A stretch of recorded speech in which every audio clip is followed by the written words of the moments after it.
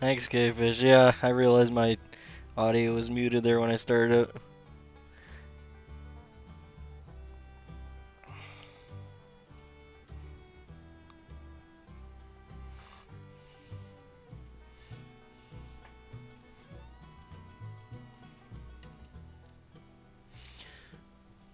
I adjusted a bunch of settings, so hopefully the video's coming through clear. Let me check here.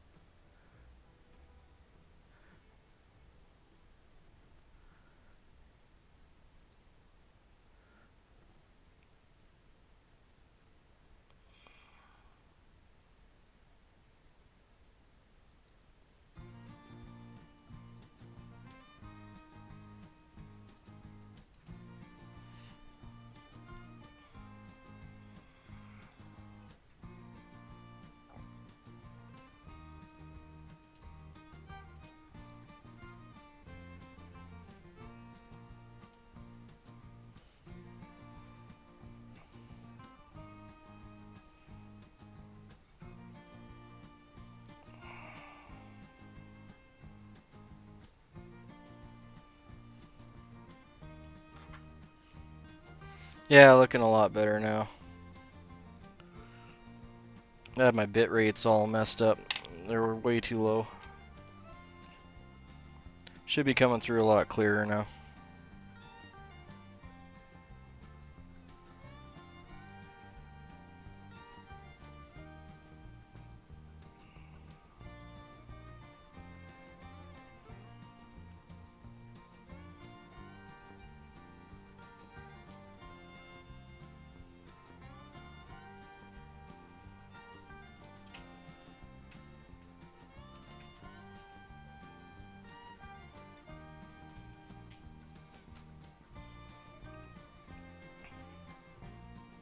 Yeah, these two biots are really fighting me. 1 second.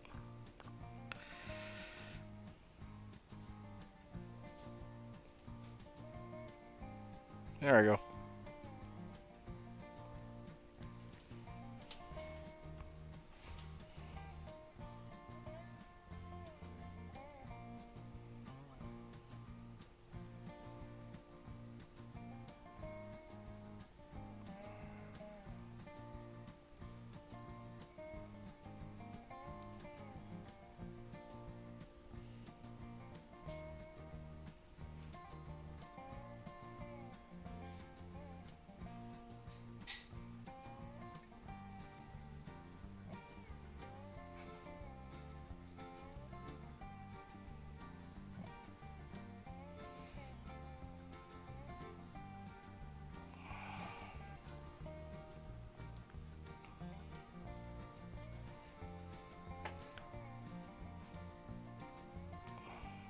That drifted on me just a hair.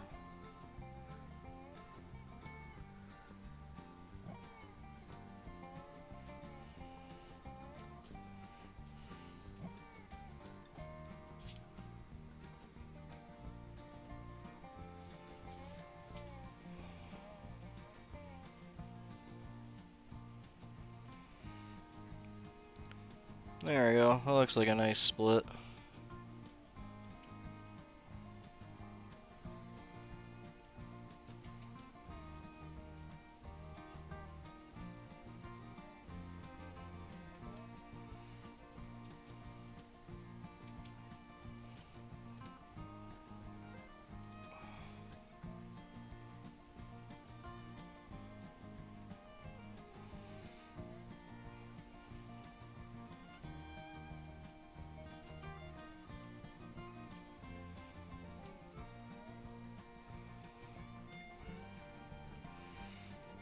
And we're gonna switch up.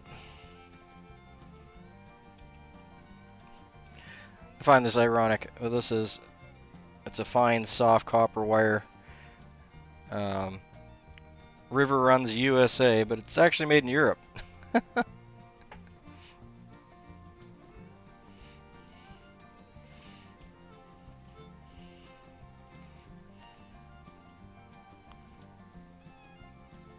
Now we're switching over to copper. These ones will be a little bit heavier than the silvers for that reason.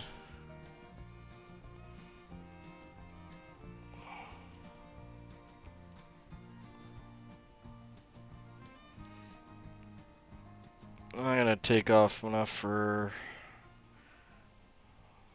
probably 2 or 3 flies here.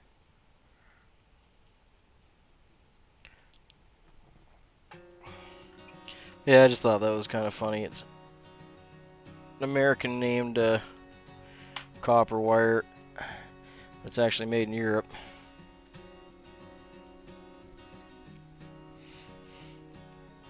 But, you know, copper wire is copper wire, so it doesn't really matter where it came from.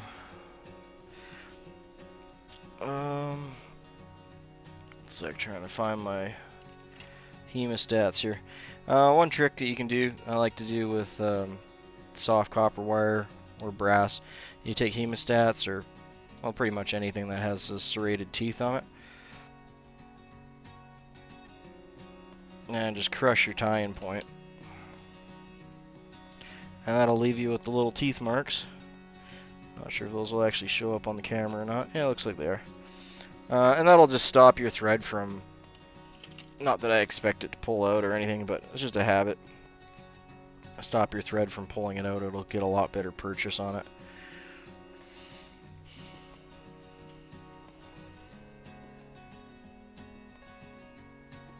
And it's just one quick step you can do.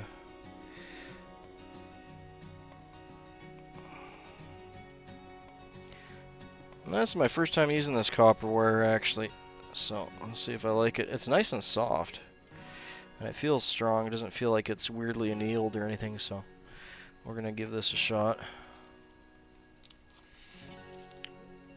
And some peacock herl, same batch I've been using for the others.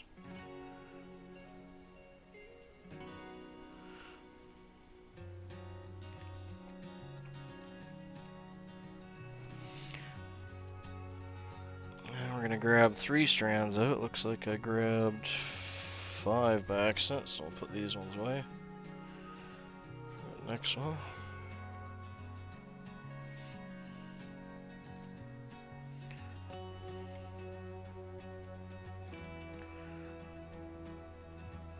Yeah, I'm just gonna break off the brittle tips.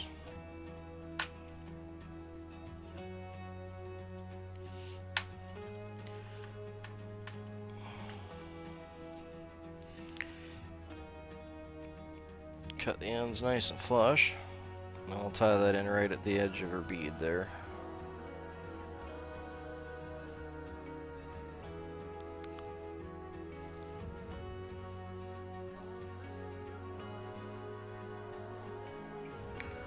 There we go. Now we're just going to stroke these backwards to get the herl to fluff out nicely.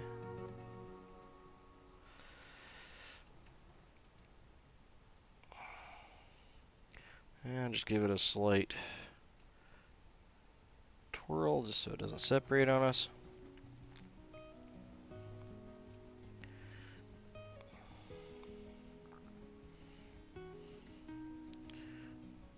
And we're just going to wrap it with touch and turns.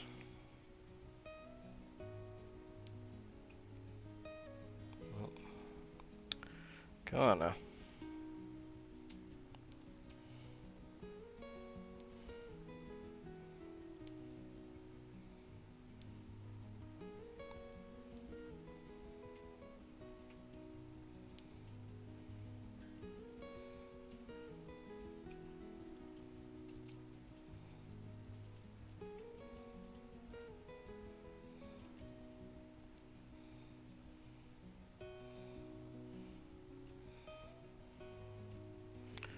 I'm going to finish off on my side of the head. 1 on one side, 2 on the other. In this case, we'll have 3 to lock it in. That's not going anywhere. That's going to get buried in all the extra wraps anyway. There we go.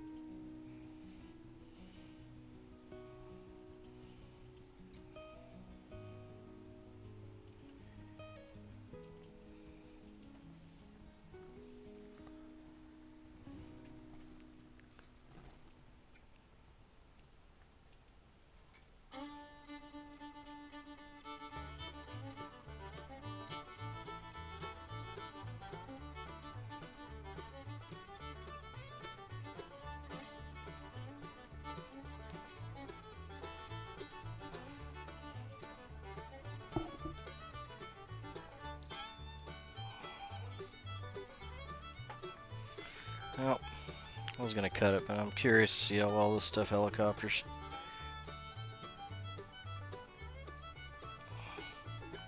Feels pretty soft.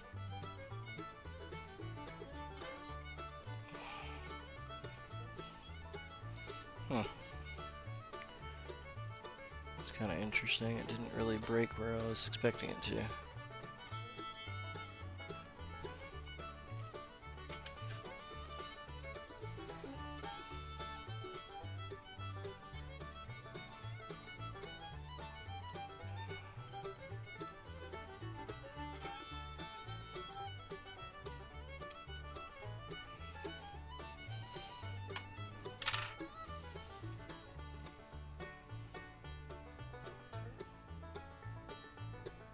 There we go.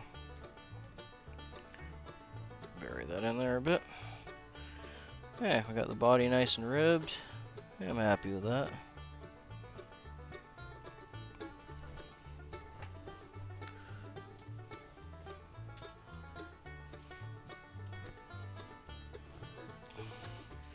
I'm doing, am I doing half a dozen, 10? What am I doing here? 1, 2, 3, 4, 5, 6, 7, 8, 9, 10. 10, so 5 of each. And for these, I'm going to use these almond pheasant shoulders.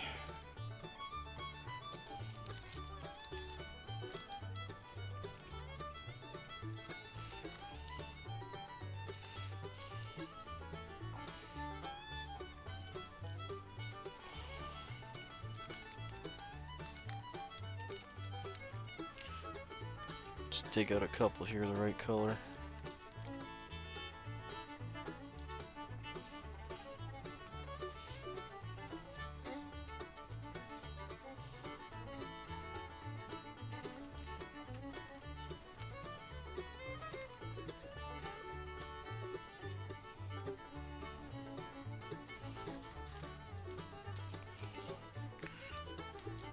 I decided to switch from the hackle to these. They make great nymph legs.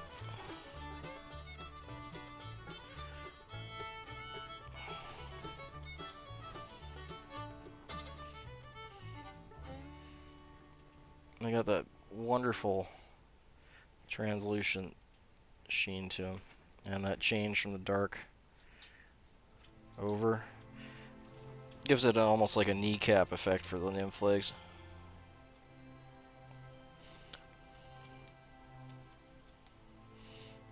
You just got to get them roughly the right size. Trim off all the fluff.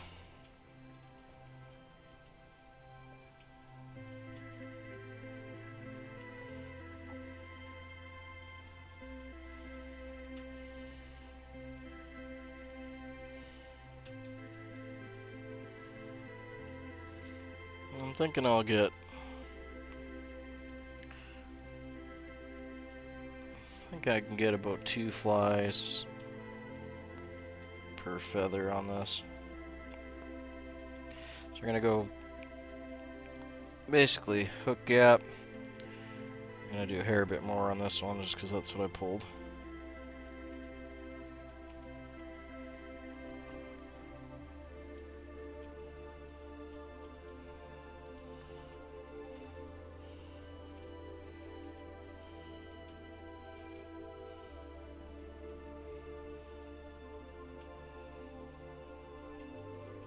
We're going down to hook gap from the hook gap and a half to 2 hook gaps we were doing on the other ones just because these fibers are a fair bit bigger.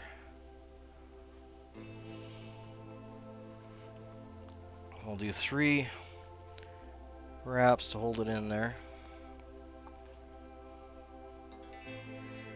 I'm going to do both sides so I can adjust it. These are beautiful little feathers. Super happy with that.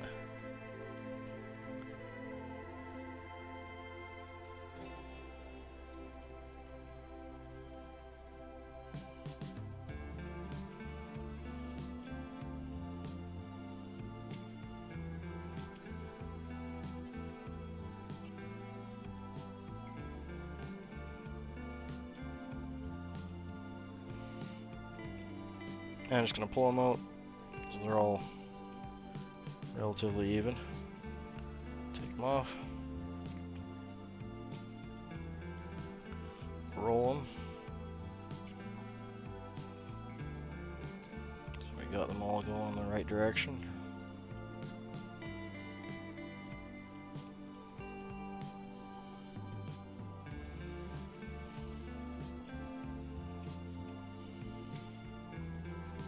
There we go.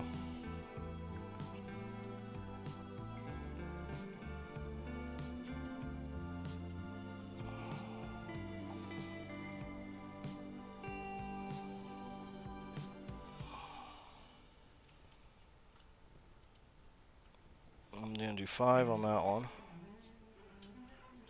Because the other one only needed 3 because it's getting the wraps from the second to hold it in. That gives us a nice break in the middle. Yeah, those are going to look beauty.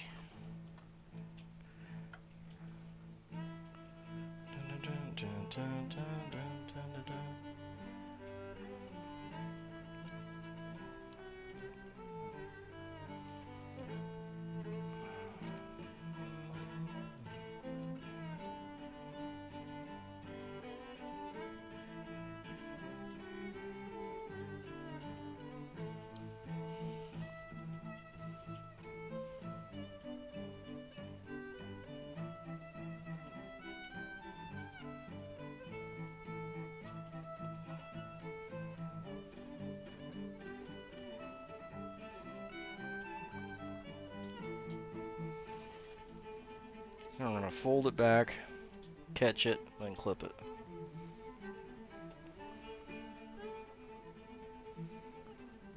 Well, this time I didn't clip my legs off. Yay, progress.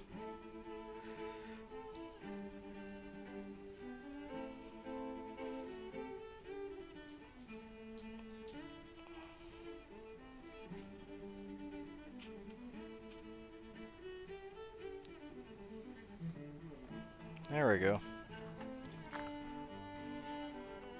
Alright, then just a couple more wraps to bury those. Go 3 or 4.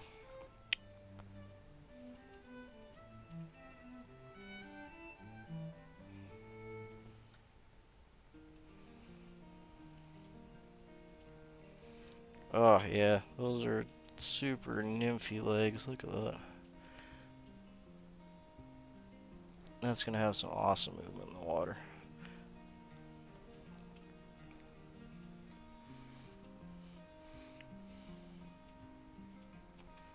Oh yeah, that's my new favorite nymph leg for these. I was really liking that multi-speckled rooster I had, but man, those look good. It goes nice with the gold bead.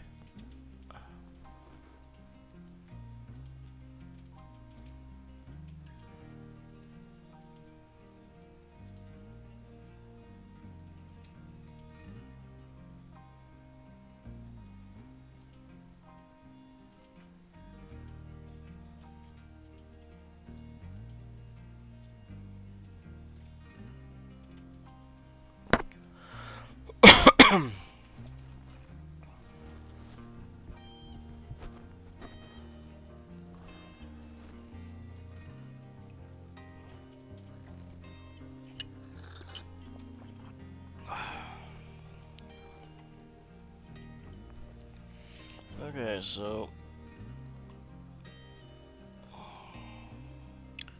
we're at the white biots now. And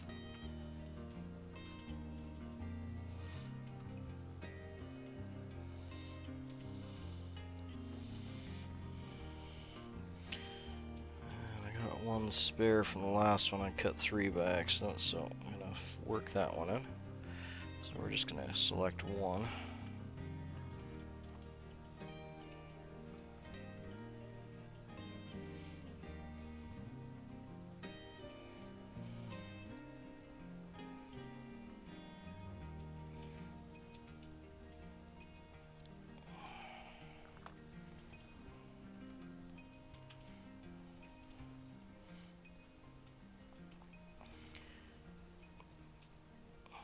These two should still be paired because it was the third on the last one and the first on this one.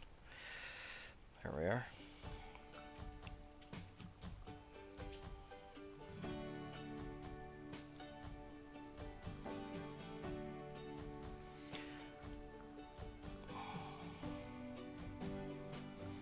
Okay, we're going to get this just a little over a body length.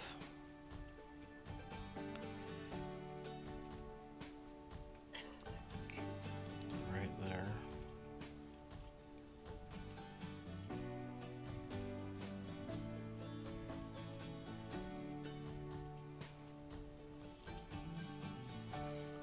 Three wraps just to check the size here. Yeah, just a hair longer.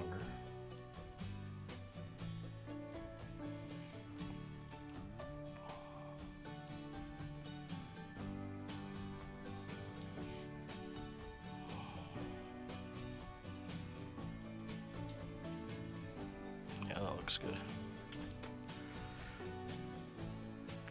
Lock those down. 2, 3. We're going to do 5 to lock it in.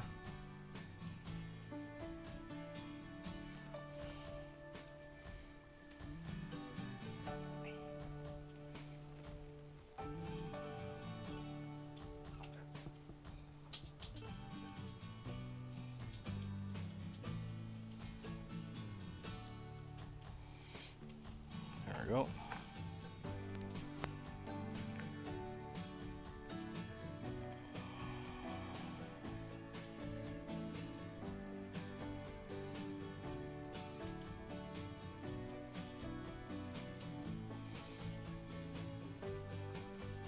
And just 2 to capture those down. A little bit more apart than I want it, so just going to redo those.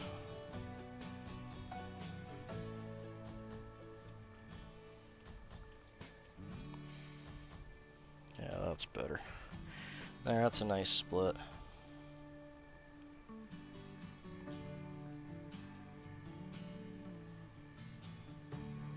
Just gonna bury that in there.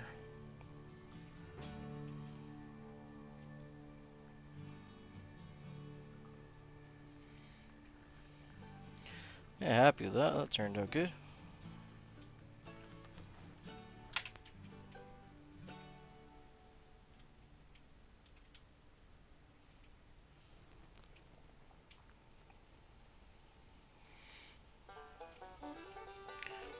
Get a whip finish going.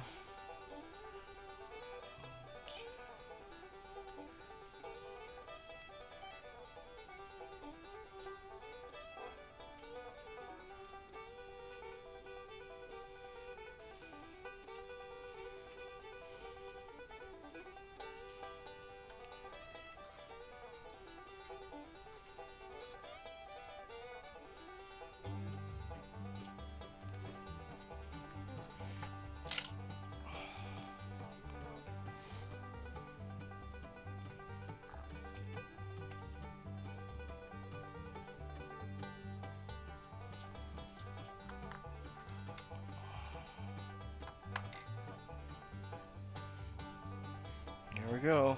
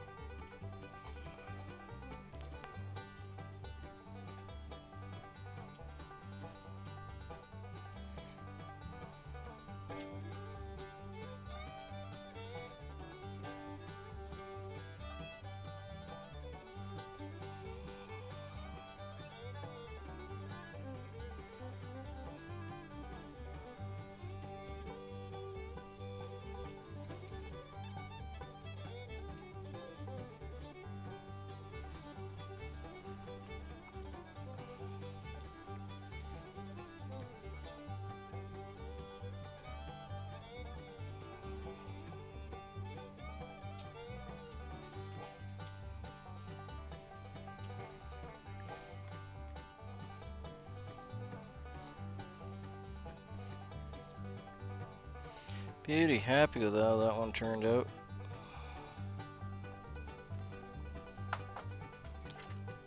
There's one broken fiber there, I'll pull that.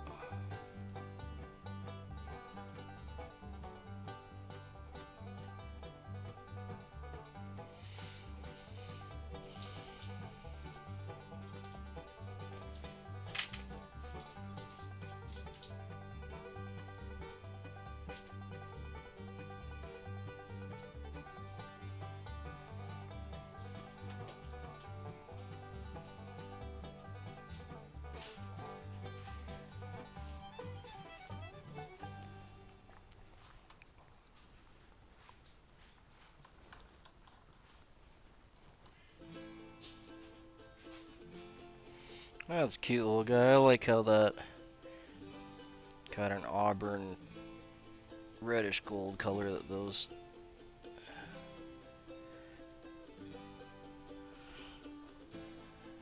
almond pheasant feathers bring in there.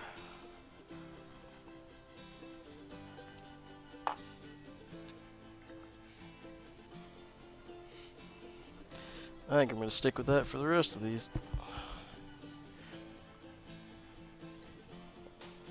Beauty.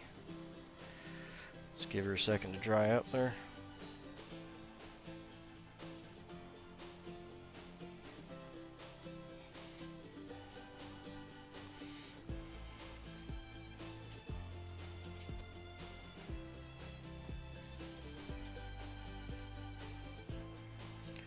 There goes with all its brothers and sisters.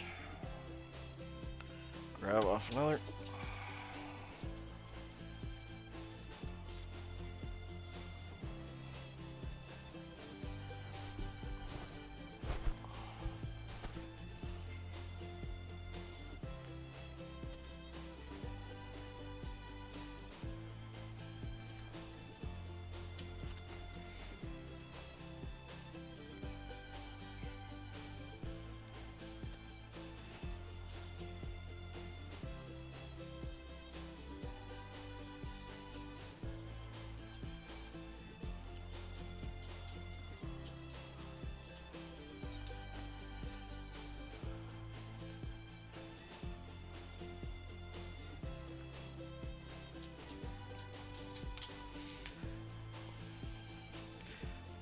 I'll do 10 wraps plus the tag end for the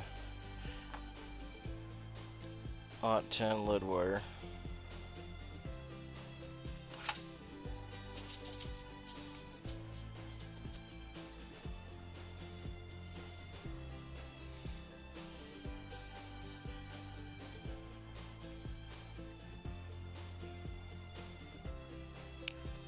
I'll just bury that into the bead head there.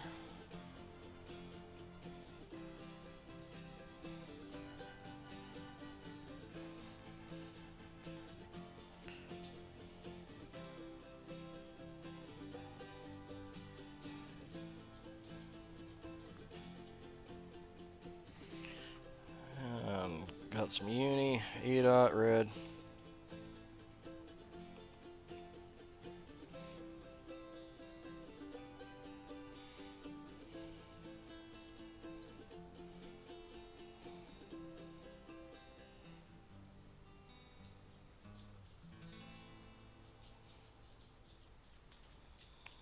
Bury this bead in a bit. A little bit of thread down there, and we're going to make a thread down at the back again. Just to the hook bend here.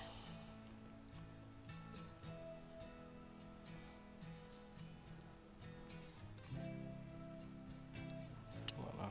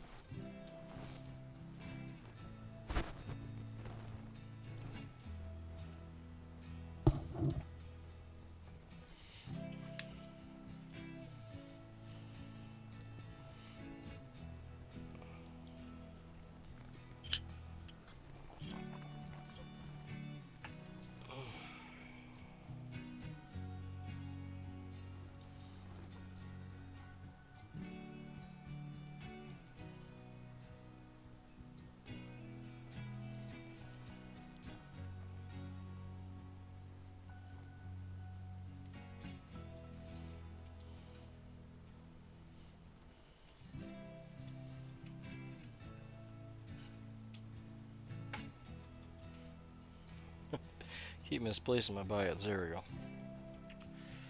Almost coming to the end of this one.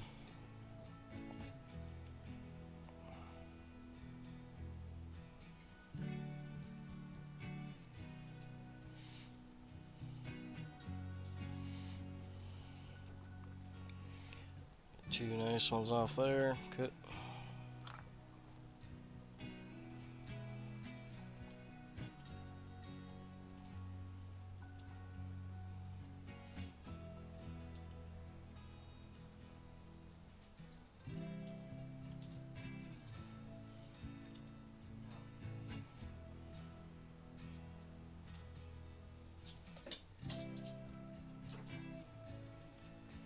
We're just going to measure that up.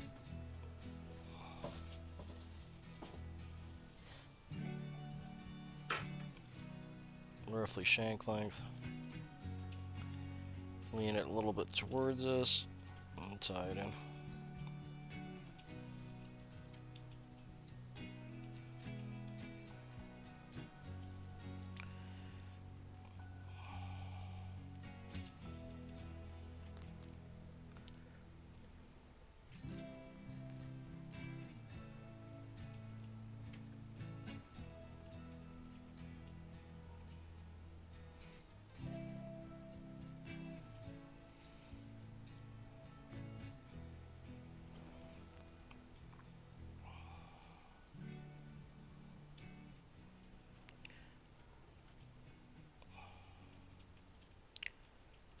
Come on.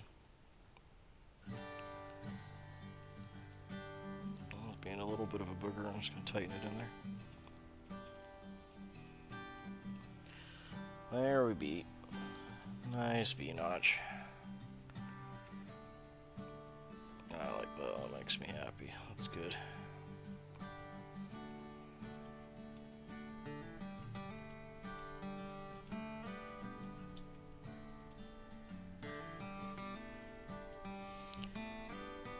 Thread down right against the bead there with the leftover biot.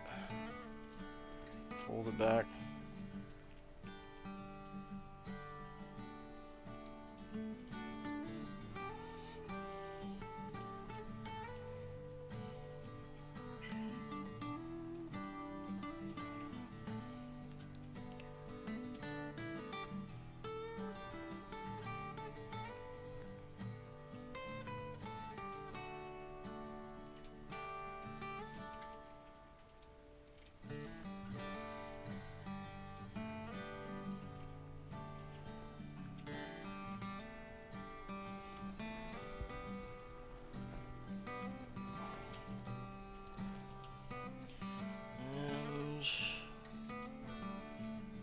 Put my wire, there it is.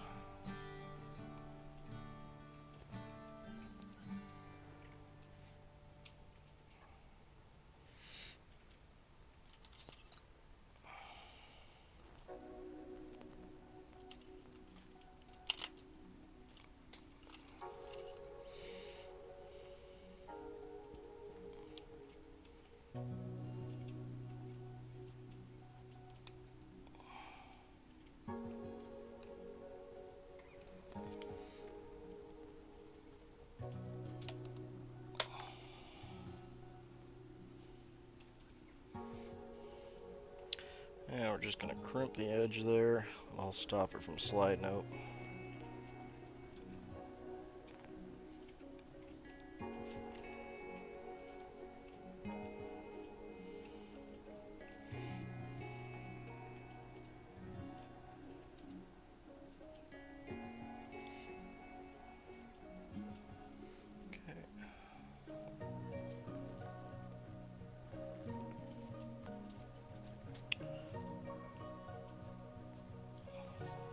Peacock. Do I got 3 extra strands here? I think I do, actually.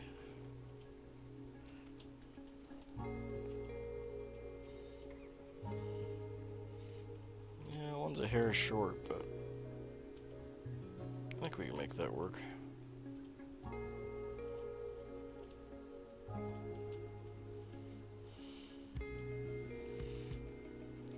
Just tear off. Cut the butt ends. Nice and flush.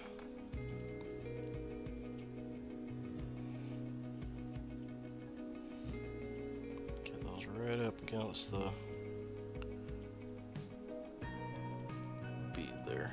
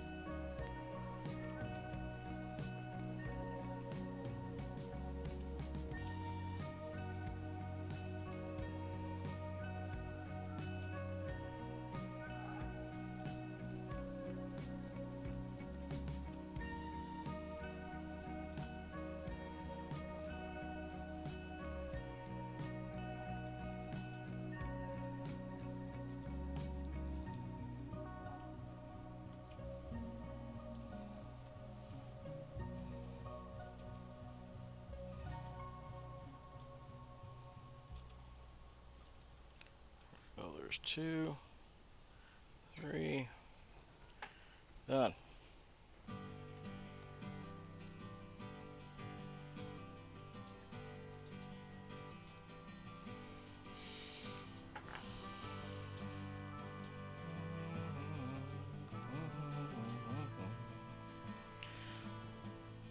That was a nice body taper. I like that one. I'm glad I picked those 3 random ones that were on my desk.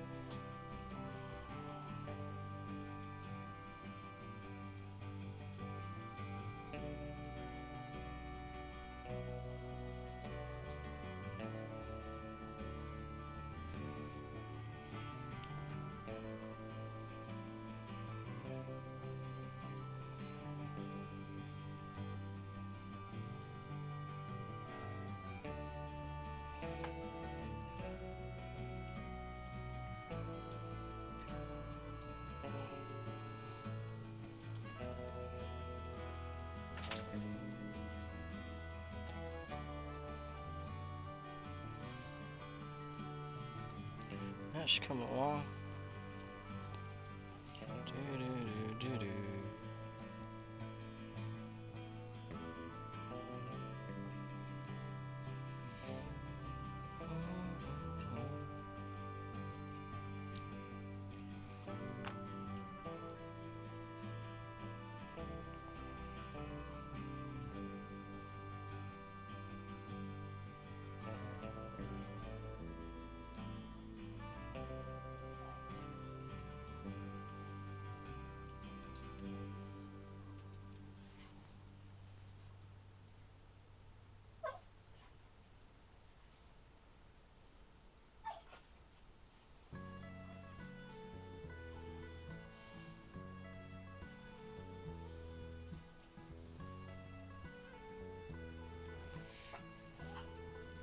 Ah, sorry, just fighting with these biots a little bit. Come on.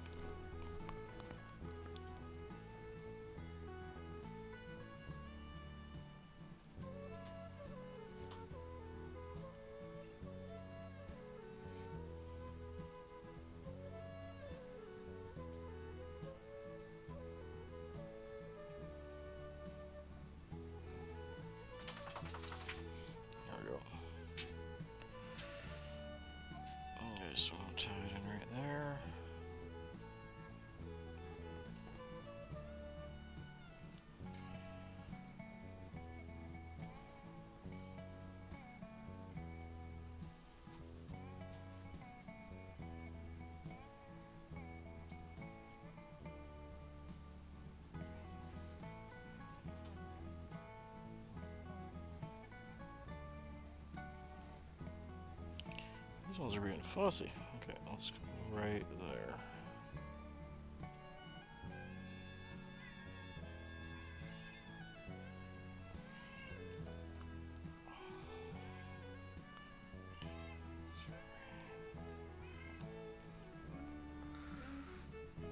Okay, that looks good.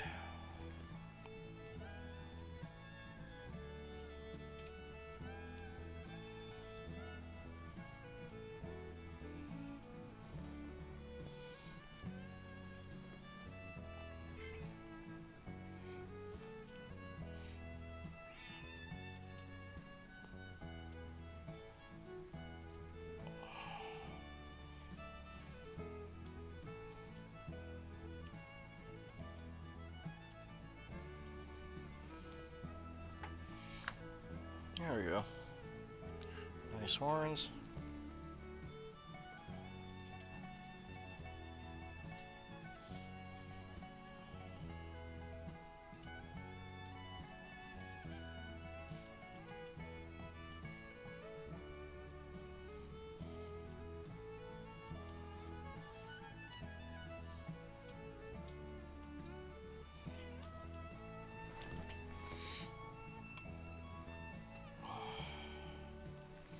And for this one, I'm just going to use that same almond pheasant tail, or pheasant shoulder.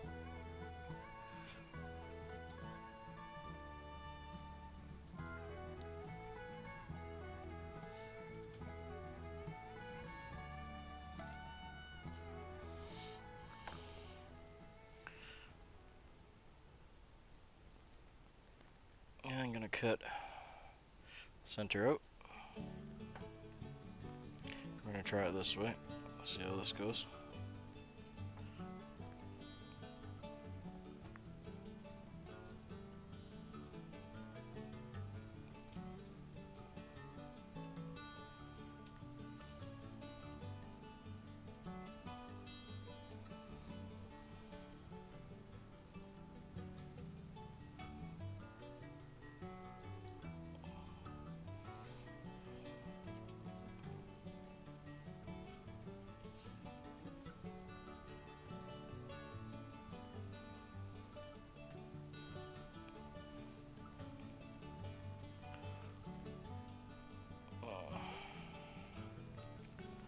Try that one more time. That one side worked better than the other.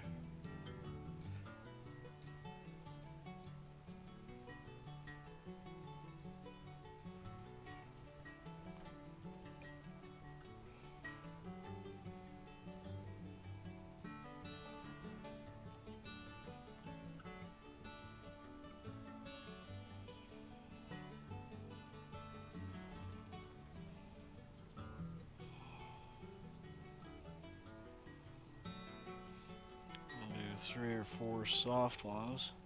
This side's working out good. This one's kind of kinking up on me there. I'm not sure why. Let's see if I can get. There we go. Secure wrap or two in.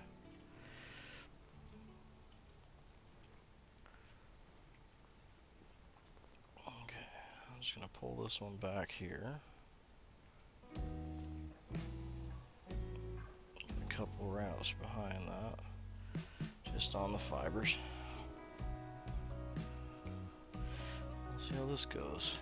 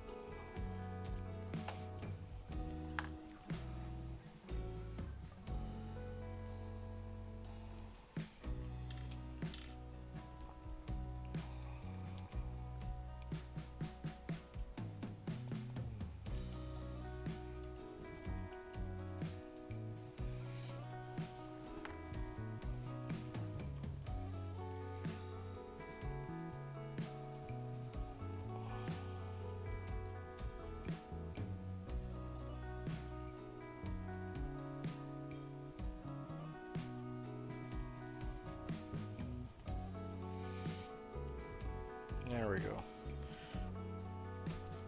That's a nice leggy nymph.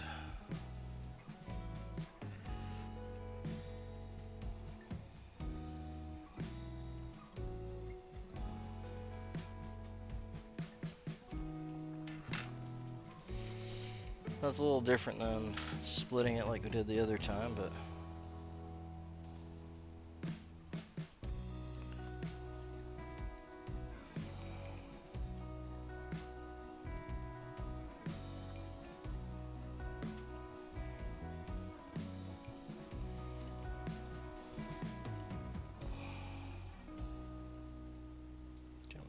catch. There we go.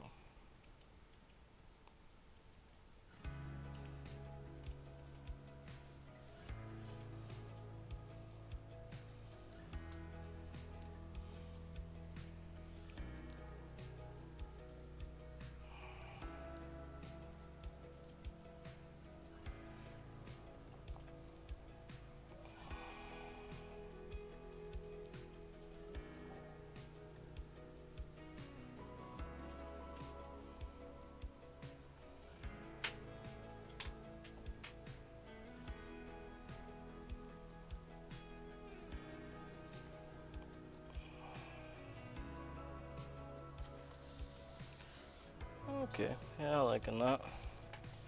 We'll finish that off.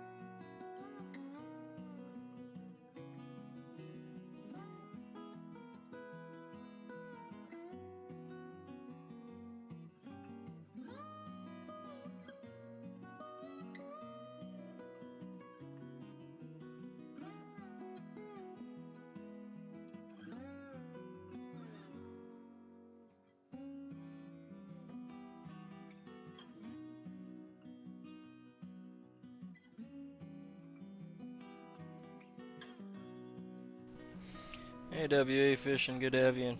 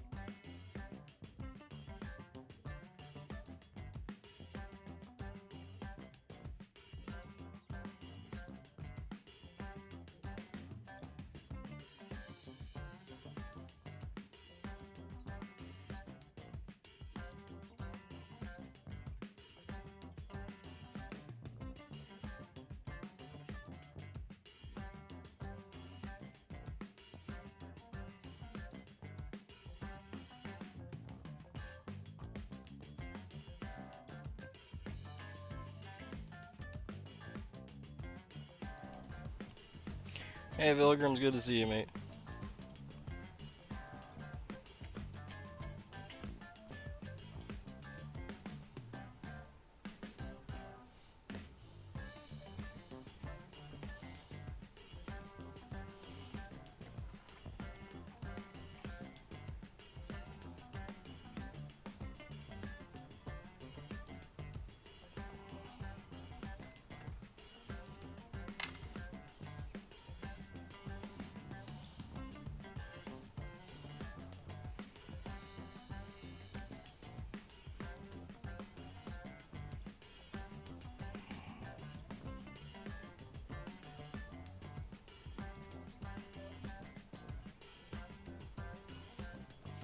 Just cutting a slit. Cut the tip out. It might be a hair thicker than... that'll do. Pull it back a bit.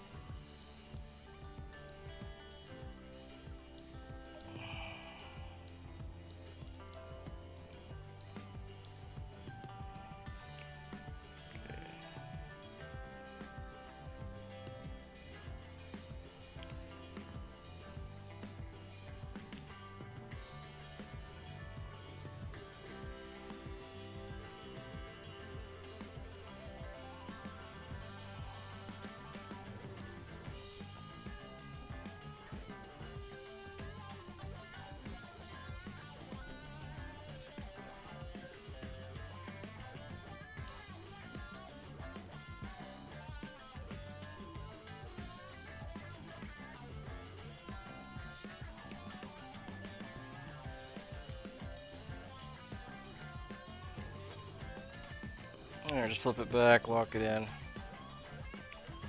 cut it out.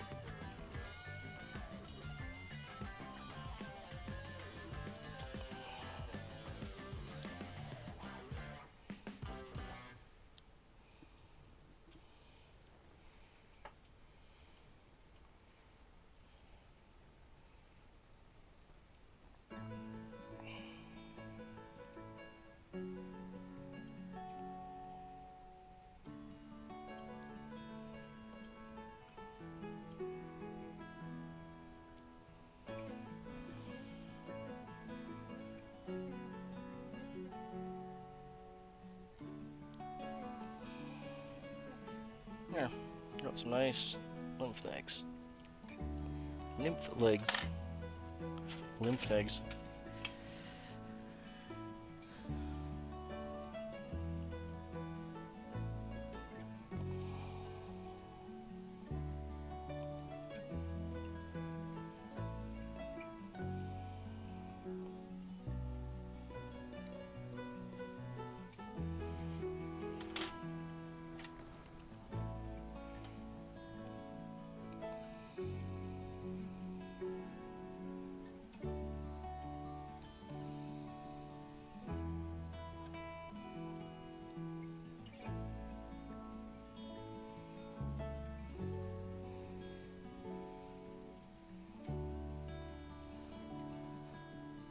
Yeah, happy with that. That turned out good.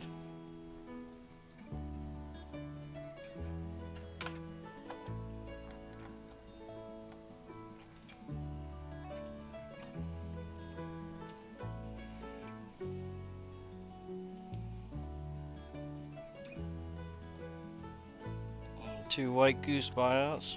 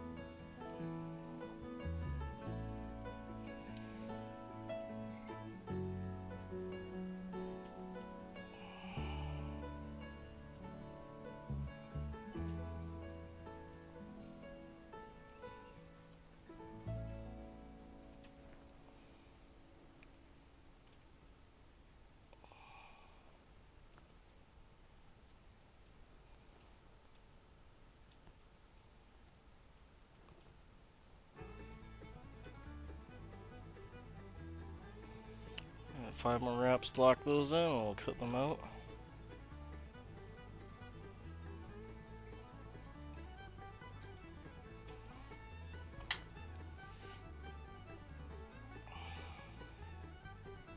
Pin these back.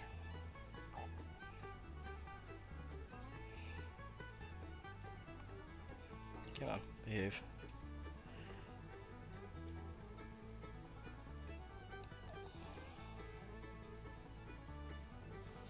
There we go. Beauty, those split pretty good. I like them when they split enough you can see the body underneath.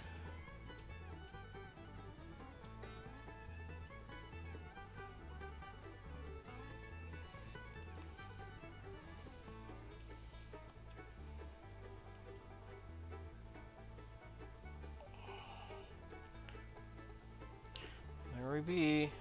Nice leggy nymph.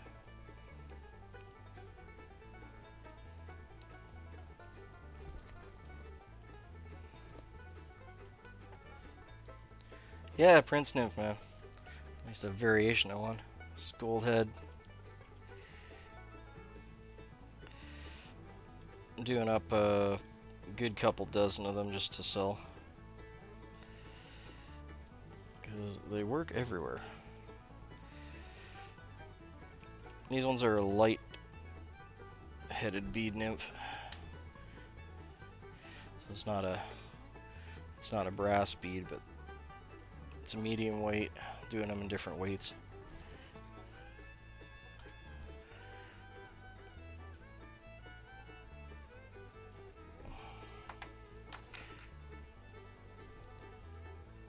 There we go.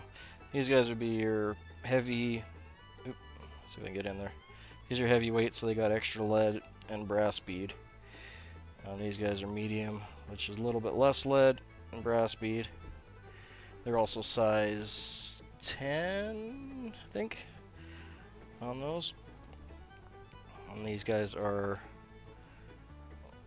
light silvers with some lead wraps. Oh, sorry, these first ones are heavier. And then these back ones here are lighter, half dozen.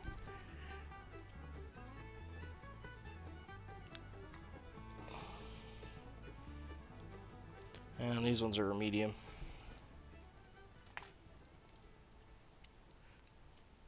If you want a super fast sinking heavy Prince Nymph, then you probably want it on an 8 or a 10 anyway. These little guys fish better when they're a little lighter.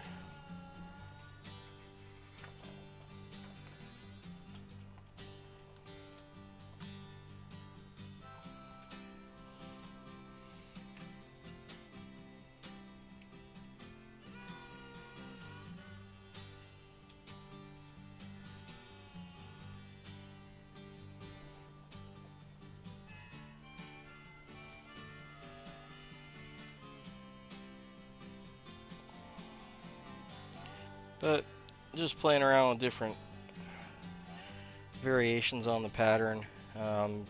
Each set has a slightly different leg, different type of feather.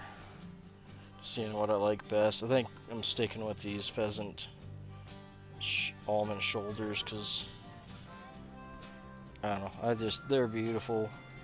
They make great legs. Really liking this last set here. Traditionally, you'd use like a hen hackle or soft hackle on them. Just finding I'm getting a lot more control tying them in this way. And I just really like the way they look. I think they're going to fish a lot better. Definitely more durable. They're not going to come apart.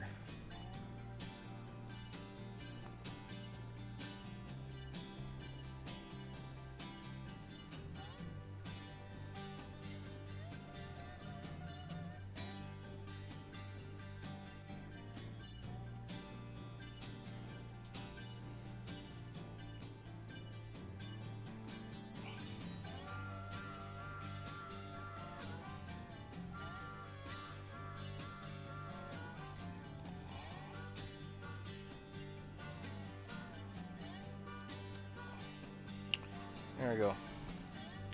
Four more to go, including this one. And that order will be all done up.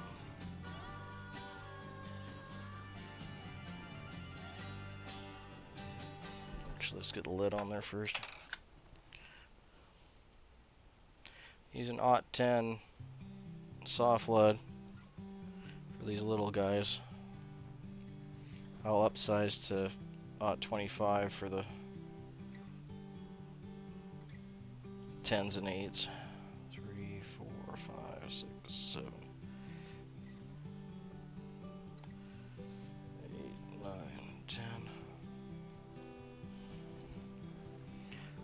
10. Basically do 10, 11 wraps, not counting the tag end.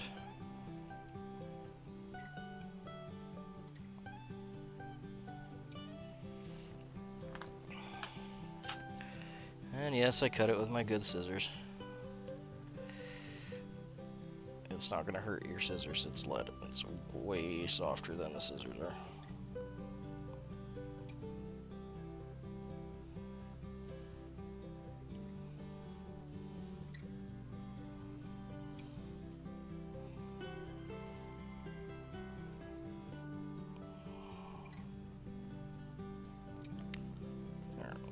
Pin the bead head down a bit.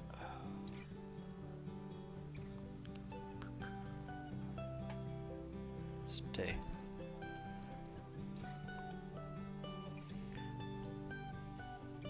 Now we're using uni 8/0 red.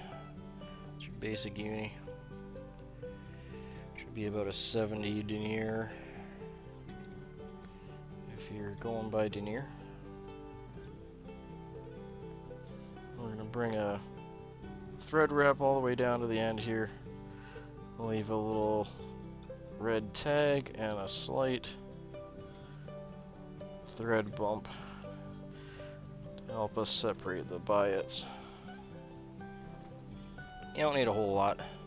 You want it kind of shaped like the butt of an ant, where it's a little bit like an avocado.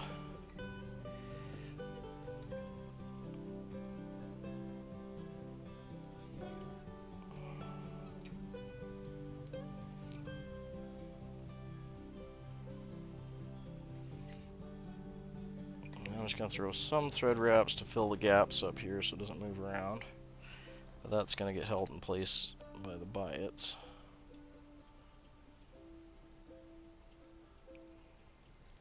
Stay. Speaking of, getting low. Good thing I only got 4 flies left.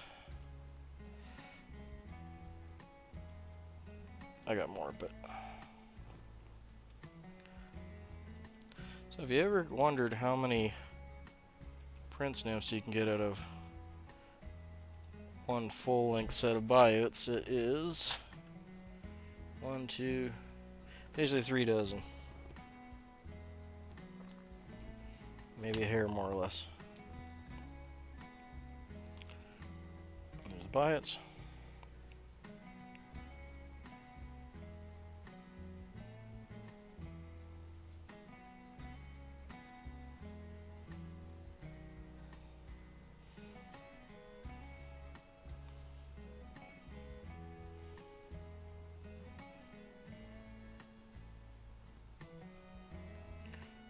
They want to have them shank length, so I'll measure them up, scoot them over, turn them to face you a little bit. 2 loose wraps, 3 loose wraps, and then start slowly cranking her down. And it should spin it just perfect. That's nice and square.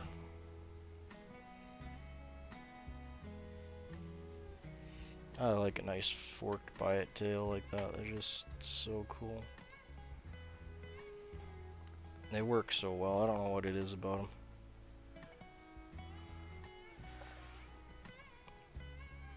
Whenever we were fishing dragonfly nymphs, when the biot tails would finally get chewed up and knocked off, you'd get way less bites than if your tail was still good. It's almost like losing the worm on your hook. If that happens, you change it out.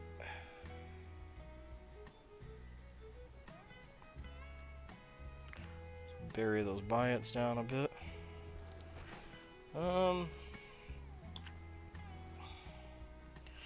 This is a new to me wire.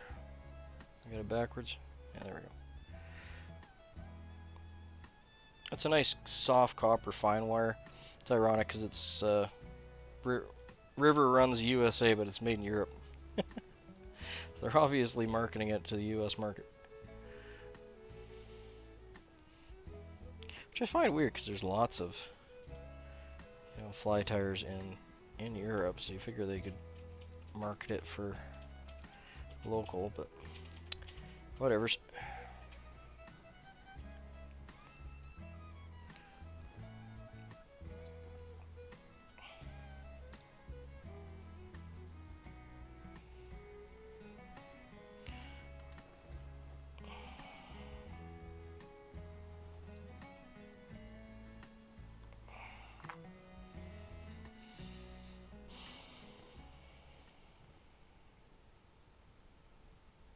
Should be enough, if not, oh. And the other thing I'm going to do is just take the copper wire, crush it in my hemostats.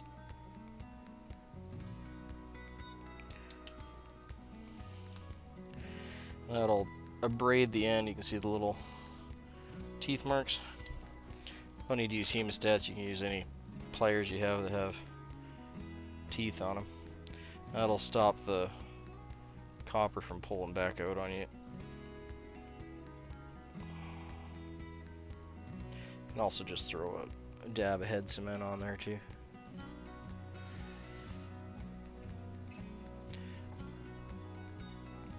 But making little teethy marks don't cost you nothing. Just a little time. Okay, and we're gonna go with 3 strands of peacock herl.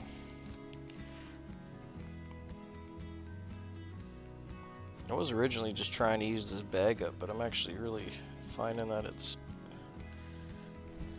good peacock herl.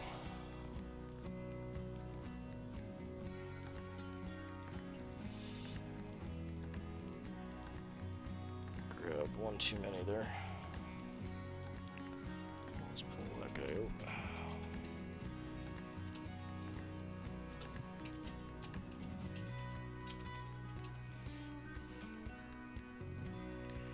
Alright, we got all our brittle ends. If you try and tie these in, they're just gonna snap off right when you don't want them to. So if you take your fingernail, run it down, they'll break right where the most brittle part is, and you don't have to worry about having it break on your fly. And just cut the end nice and flush.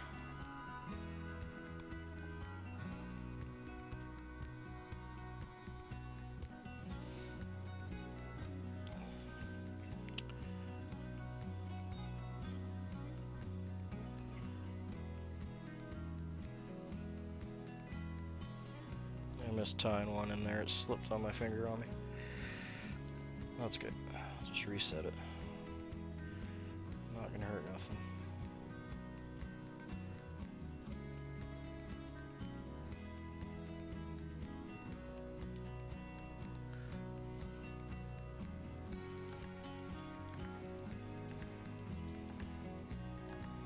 I'll brush that up, make it stand out all nice and poofy. Give it a couple twists. That'll hold them together.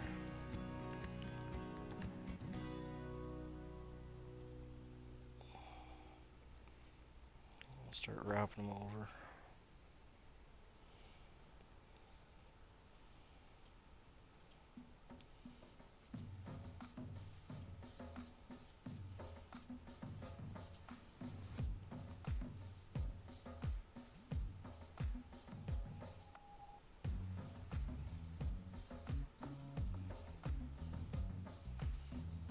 It's building up a nice body there.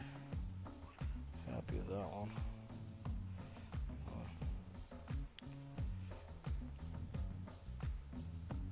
Getting close to the brittle end. There we go. So, oop! Almost had it. Dang it.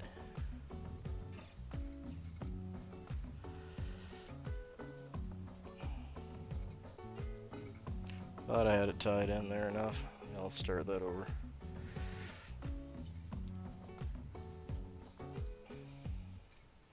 I was really liking that taper it had too. See if I can keep that going.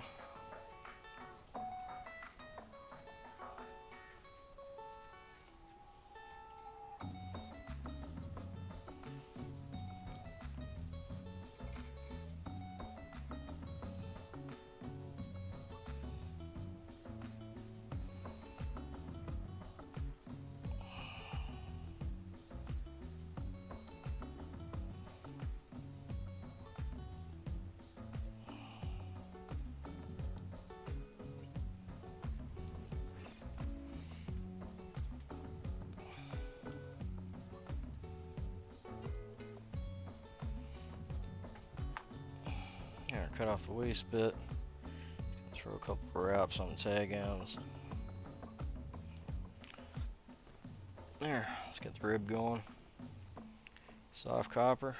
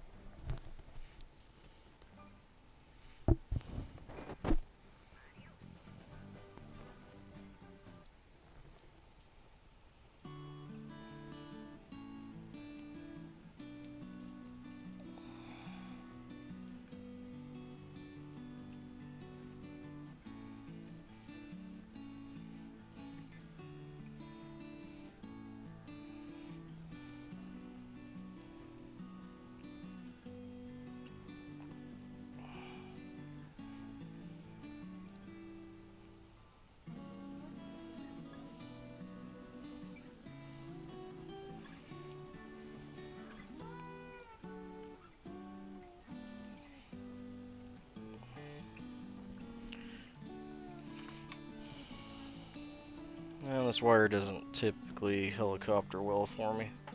You know it's soft. I think it's too soft and it doesn't anneal or work harden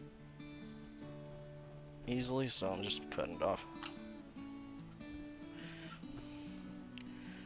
It's nicer to work with being that it's really soft copper. But it's probably better actually for the durability of the fly. It'll be a lot less likely to snap. Not that that's typically a problem. Alright. Last almond. Strip off all the fluff.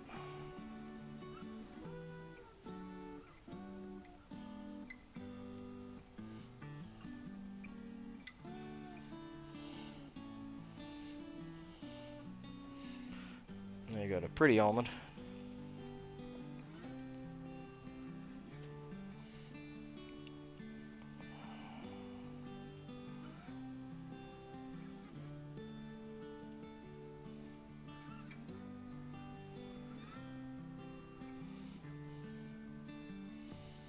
Now we're just going to pull them back so they're all same length.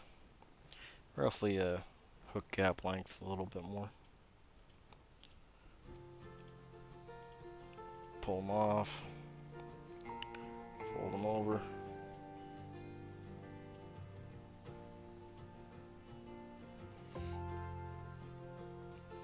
.30-degree angle. Down to the hook point basically. 3 wraps, hold them in.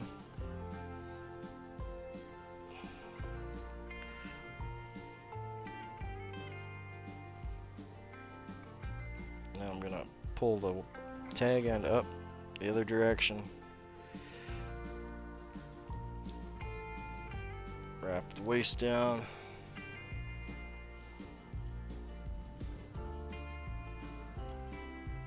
And cut it off. That'll lock the legs in.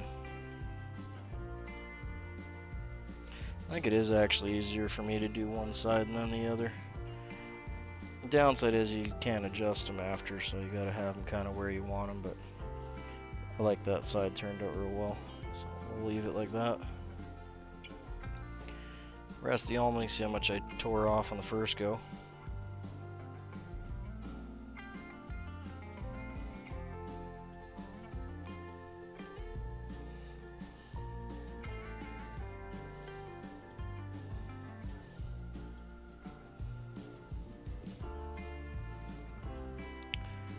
Again, roughly hook gap, grab them all, tear them off, fold them.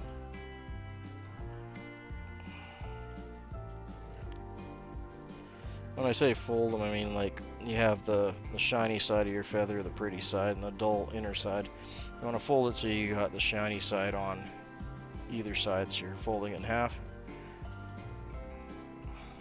And it just looks better that way.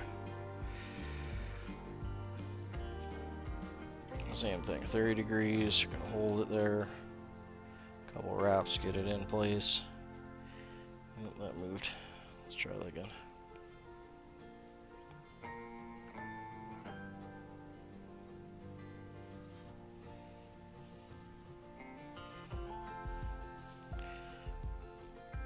I think I slid my finger just a little bit on that one. Try that again.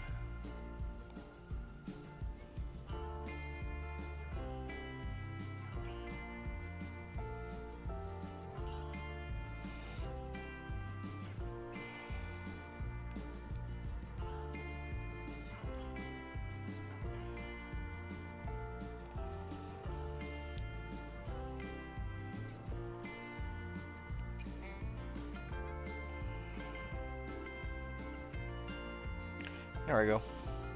So it gives you a nice flared out legs, just like nymph would have. They really pulsate and move real well in the water. So now we're going to take off the tag end on the other side here.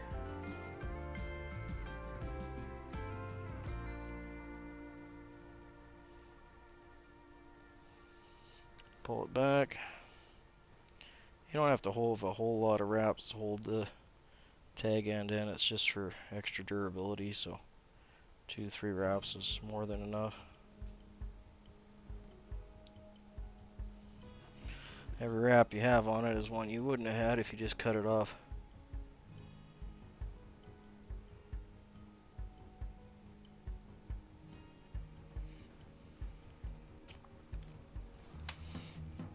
And all those other wraps that we're going to have holding the biots on are going to bury those down. Beauty, yeah, that one turned out real good. I quite like that one. I think that's one of the better ones. That nice flared out on either side. It'll have a real nice pulsing effect like a nymph. Yeah, it's a tractor pattern, so it's not any specific nymph. Where'd my biots go? There they are. Keep misplacing these things even though they're bright white. Okay.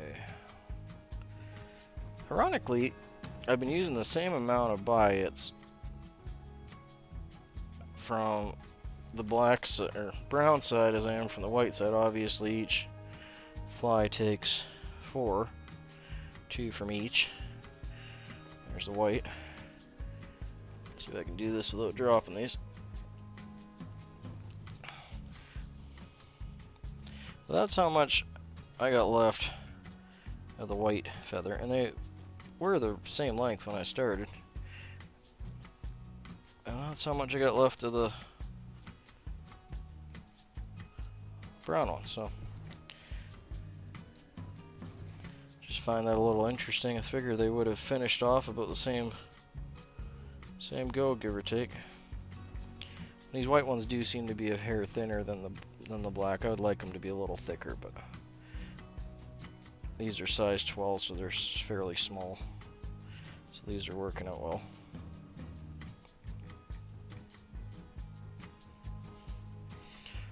If you don't know what size or what color biots to buy, get white, because you can color them with a Sharpie any color you want.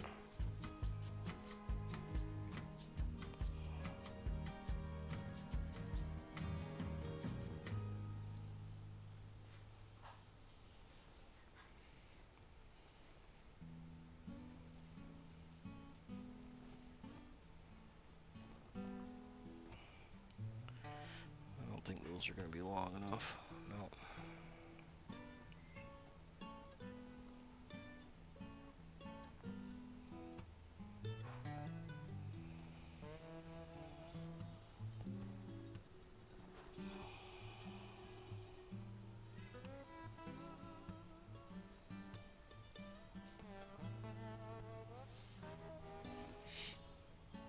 Let's try that.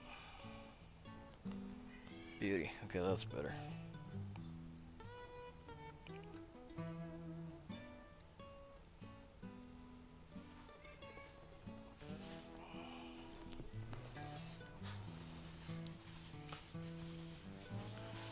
Yeah, that'll do.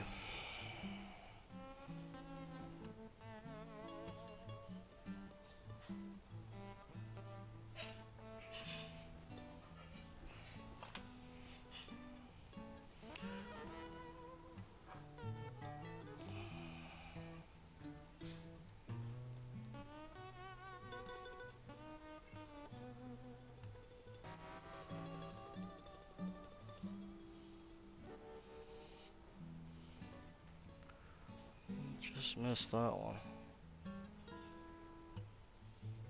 Come on, eyeballs, focus on me. There we go.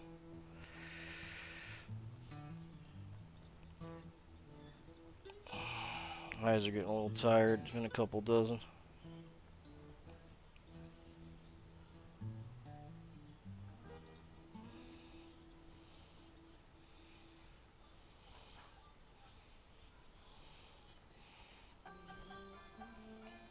There we go.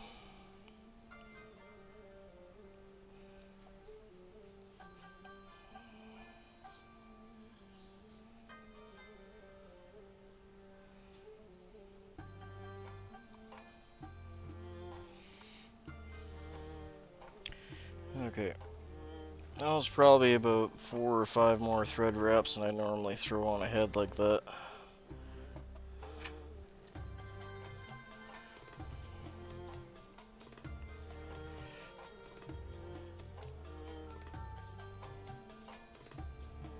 So,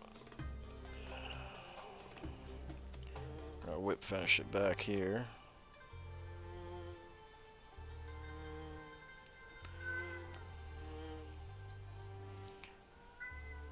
There we go. Now she's good. I think I snugged a wrap on this side just a hair too much. 1 sec.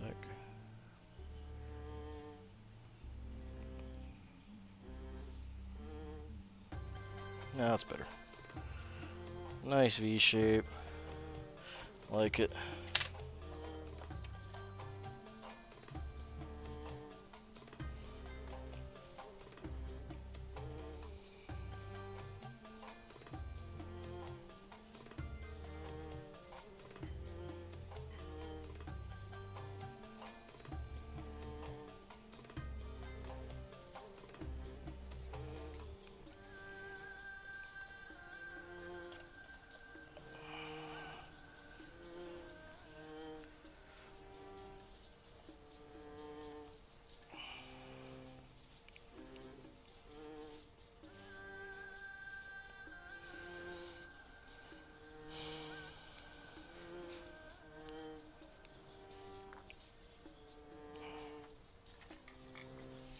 This uni thread in red is a new one I bought. The last one I had was just snapping on me left and right. So I don't know if it had a burr on it or I thought it might have been the bobbin at first, but same thread, same bobbin, or same type of thread. And we're just gonna put a drop of Sally Hansen's on top just to protect the biot tie-in point there.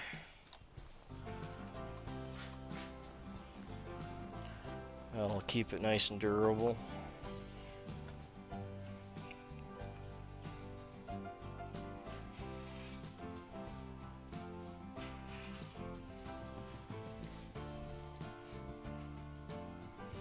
We got 3 more to go. Almost got this thing right full. Got those 3. And I can go hang out with its brothers and sisters here. There you go, buddy.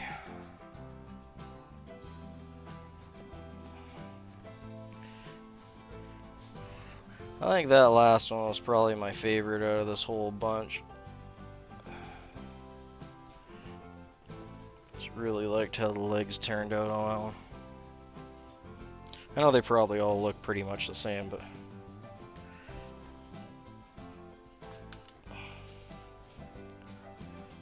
Hey David, how's it going?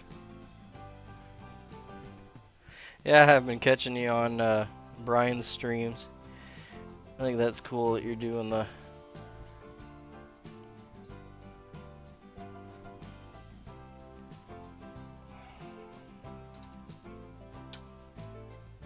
Sorry if I missed you there, man. I haven't been paying attention to the chat. Come on now.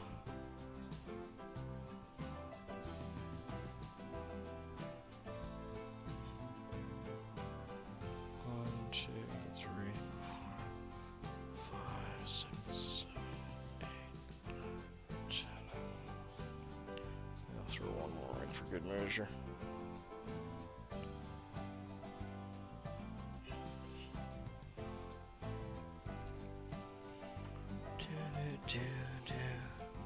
I hope you're having a good day, dude. Always a pleasure to have you in, man.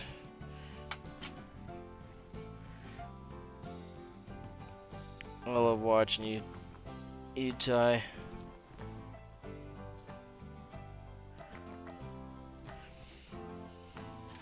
Been working, so I've been missing the times you've been on.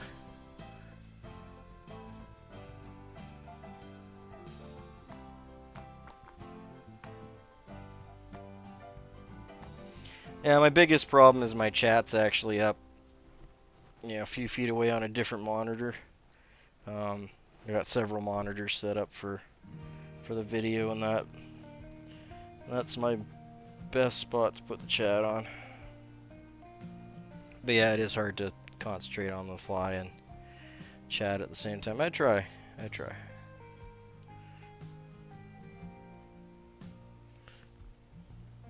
But yeah, grats with the moderator in Brian's channel, because you can pick up a lot of really good tips in there from everyone.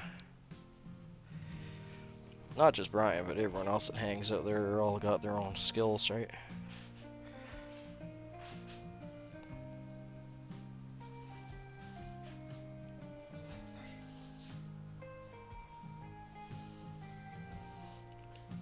But yeah, when I saw your name with the blue wrench on there, I was like, hey, good job, man. Good for you.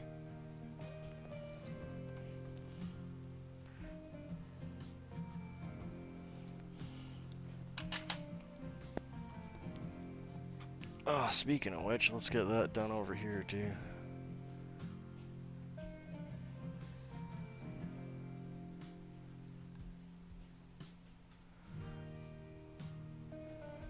There you go, mate. Wrench you up.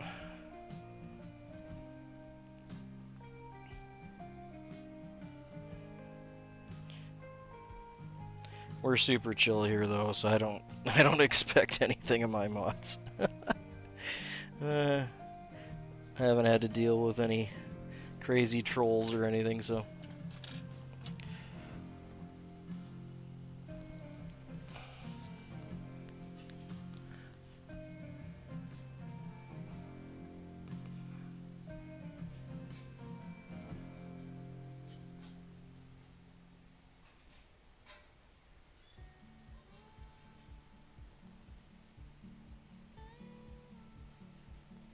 Yeah, that's exactly what you should be doing, man. That's 100%. And yeah, Spirit Fly is wicked. I enjoy his streams. I like the chillness. He's such an awesome dude. He's passionate and he really cares about what he does, and it comes through in how he ties.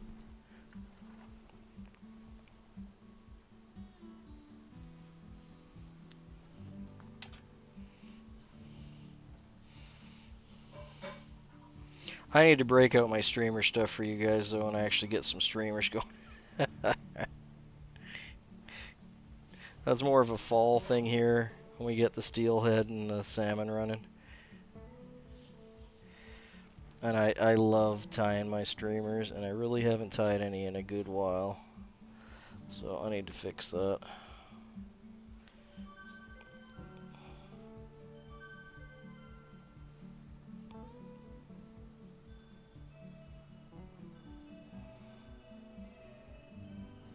It is a different craft when you're dealing with like, you know, size 1 and knot hooks and 3 or 4 times as big as these little guys.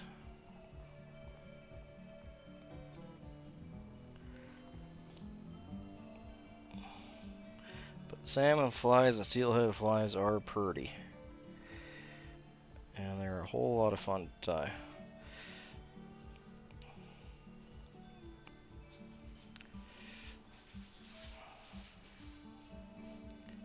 Thread's really acting up on me here.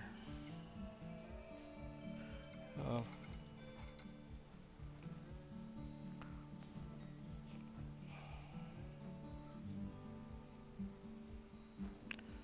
let's see if I can make that work.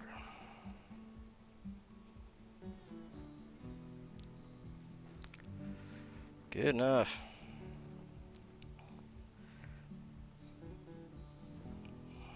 Come on.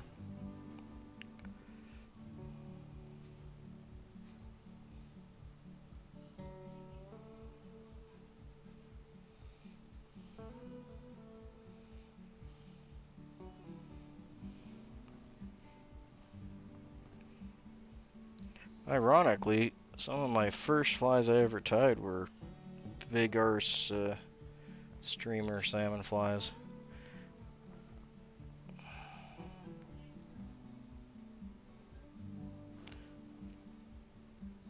It was my dad who started teaching me. One, he likes salmon fishing, and two, it's a little easier to learn on a bigger hook. A little more forgiving for sure.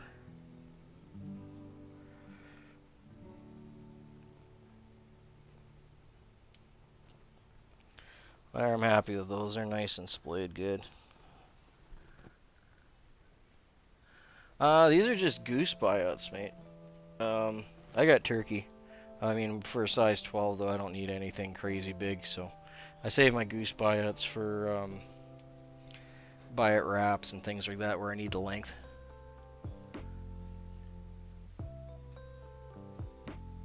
Oh, did I have subscriber mode only on? Maybe that's why it's been so quiet in the chat. Ha! I thought I turned that off. Wonder if I can I change that midstream? I've never even tried before.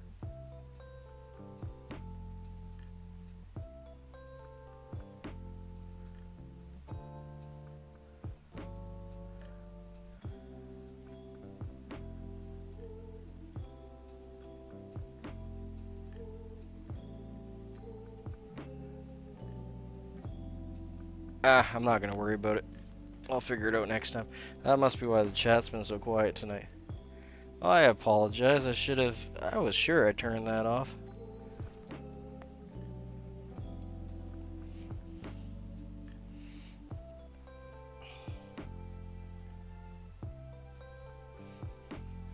Well, if anyone wants to chat in the chat, feel free to throw me a sub and you can bounce right in there. I haven't gotten any new subs today, so if anyone watching wants to drop a like and a sub, they can say hi. I'd appreciate that.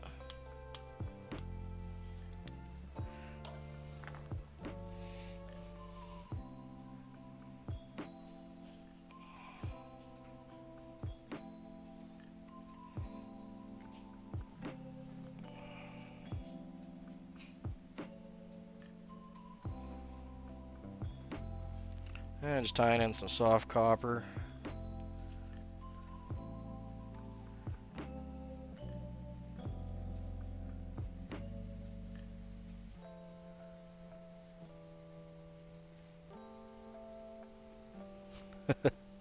I just like hanging out with you guys, man.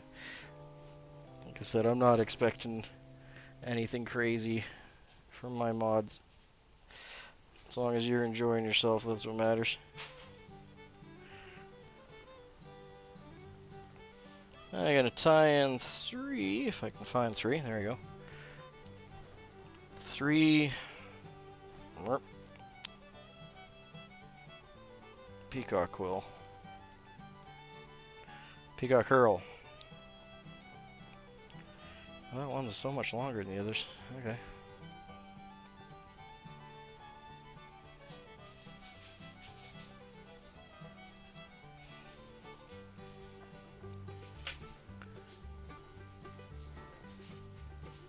Yeah, one thing, I don't mention this in chat in the other streams too much, but especially for like you and Vilgrams, for your guys' tying style, one thing I am really envious of for both of you guys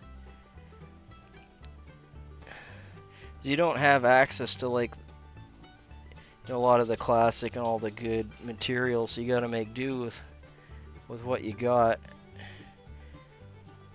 And I have trouble. I wish I had a better go at that. I used to be able to just kind of tie whatever on the hook and make it work, but I have such a traditional fly upbringing, I suppose. But yeah, I really like watching you guys just make it work with whatever you got, and that just tickles me pink. I think that's what it's really about.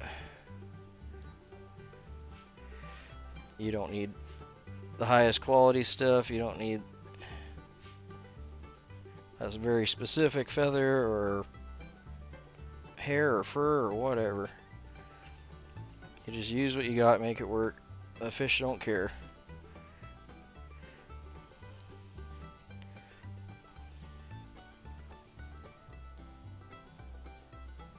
Yeah, watching you two tie that way brings me joy.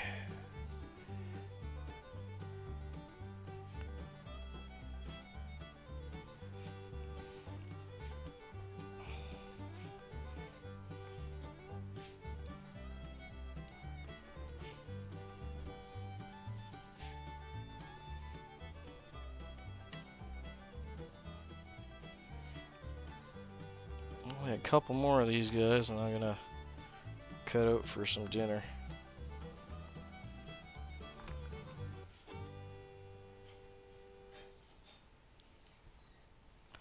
So I think we've been going for 3 hours now. That's pretty good.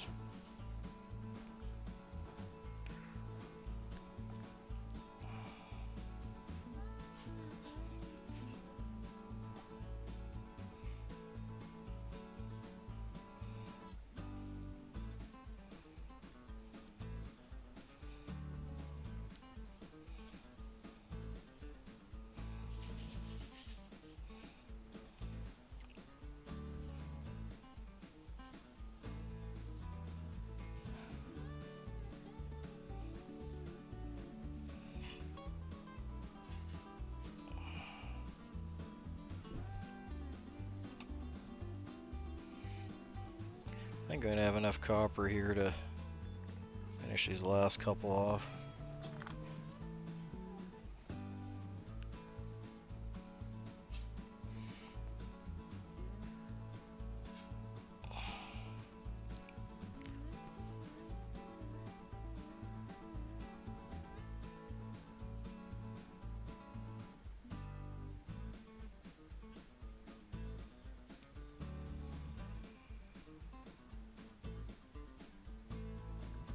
Yeah, I mean, don't get me wrong, good material is good material for a reason, because it just makes life easy.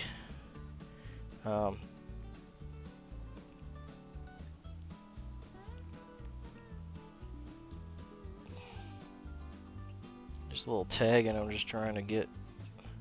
Come on, you. Fussy little thing, there we go. Yeah, I guess my overarching point on that was...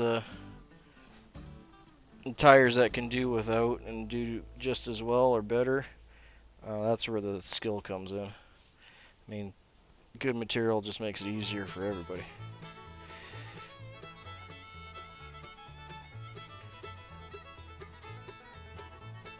That is one of the challenges I like about fly tying too is, well, for the vast majority of it, the material's natural material, and not every single piece of feather you get slightly different.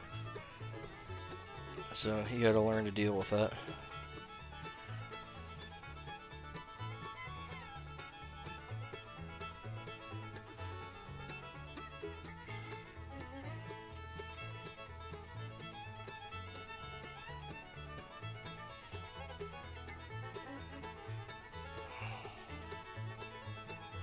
Actually, I'll tie the legs in first. Where did that go? Here we go. Just gonna use almond, pheasant shoulder.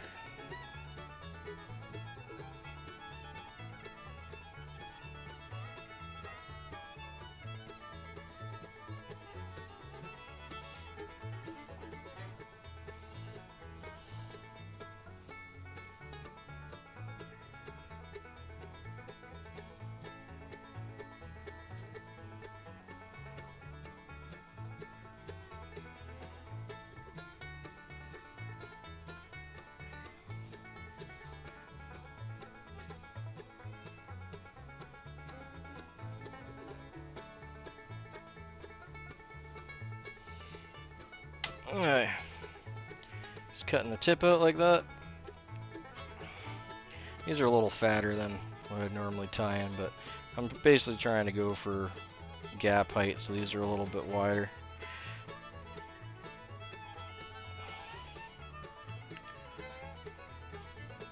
A little wider than the other ones, but because they're also on an angle, because I haven't pulled them off, when you tie them in, they end up being like, looking like a little less.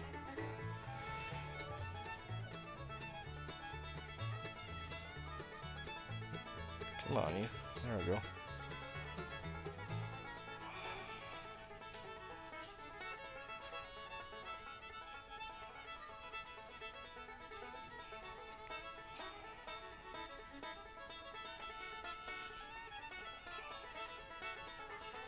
Okay. Now I'm just going to pull it ahead a hair, get them the right length here.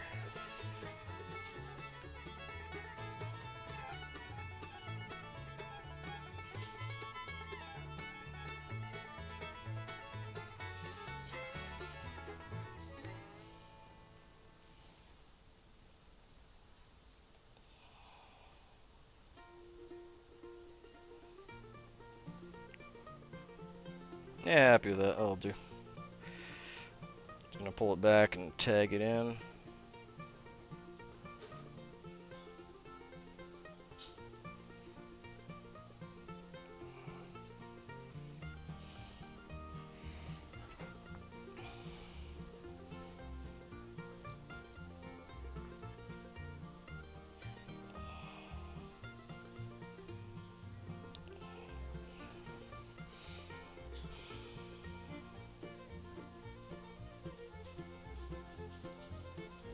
There we go. I got two nice nymph legs on either side.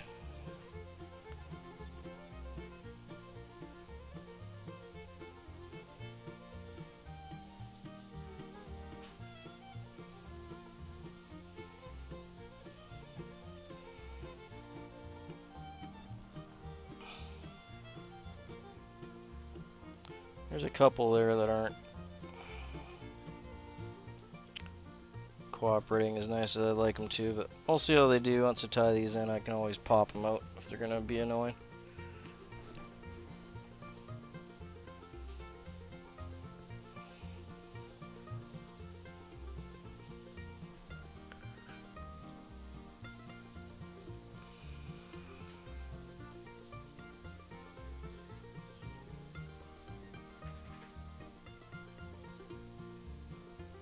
Yeah, that's true. Like, good materials are just, they are easier to work with for sure. That's kind of what I mean is, like, if you can work with the cheap stuff and make it look good, that's like half the battle. So when you finally do get the nice stuff, not only do your flies look that much better, but I mean, you got the skill to deal with all the nuances of the I don't want to say garbage, but you know, synthetics and what have you.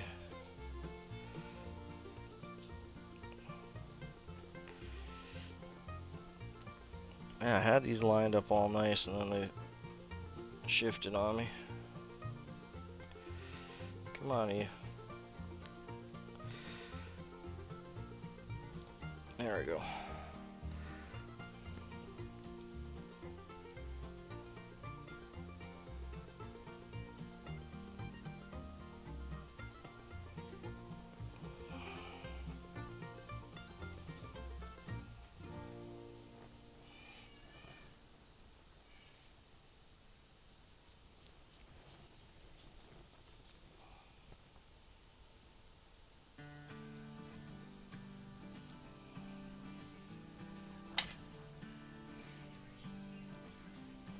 I'm glad Brian was able to send you some capes and stuff, because I imagine like bucktail and capes are probably hard to come by.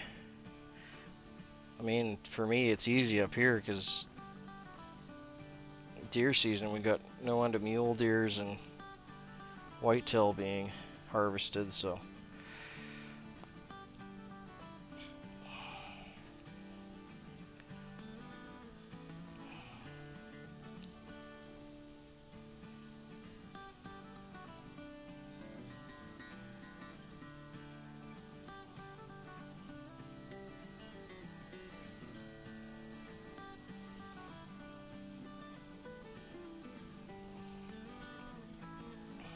There we go. I'll pop them up in a second. They're laying down a little flatter than I'd like, and I'll get those two out of there. Where's my whip finisher?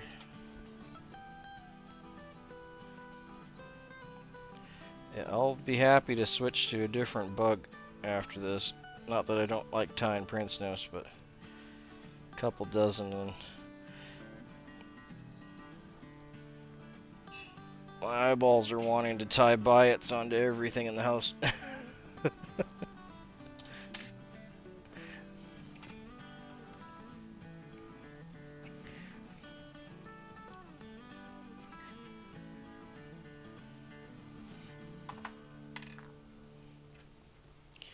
I have respect for the people that can sit down and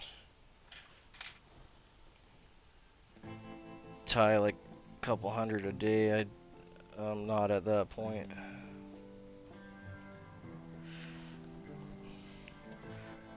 I'm a lot of different things, but fast is not one.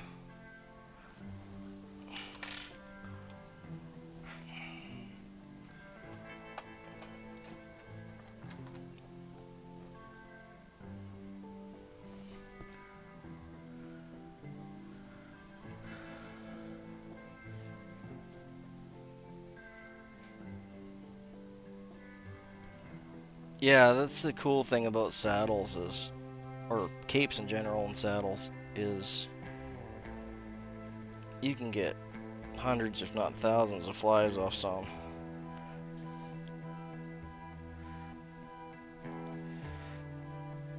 Compared to if you're getting them in bulk or whatever.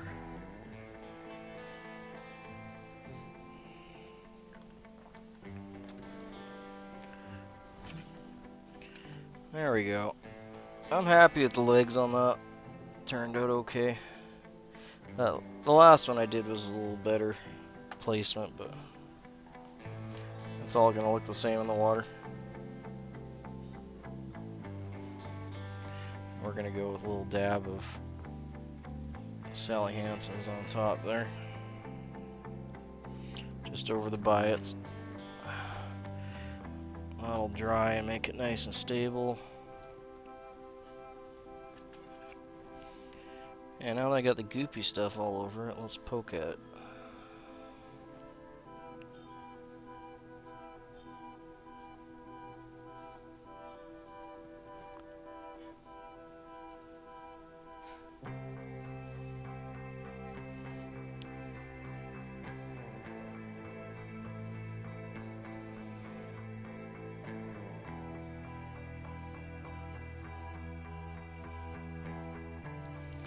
There we go. That's looking a little more buggy. Must have just cranked down a little hard on these.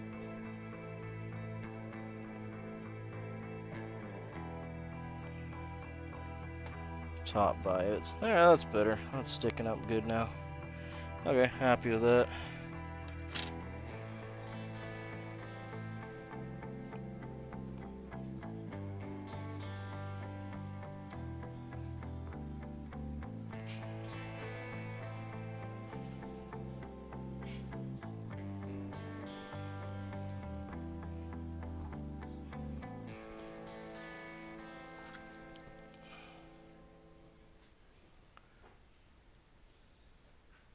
Oh, the feather? I actually don't have any pulled out yet, but it's just, I just happen to have a bag of them, but I got full capes and everything, but these are just leftovers. I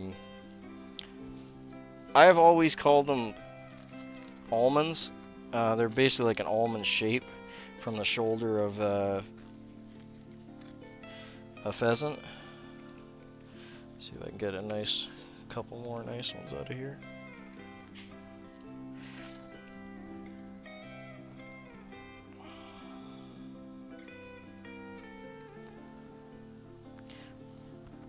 This one's okay. There we go. So there's almonds, and then there's what they call church windows. And I don't think there's any in this bag.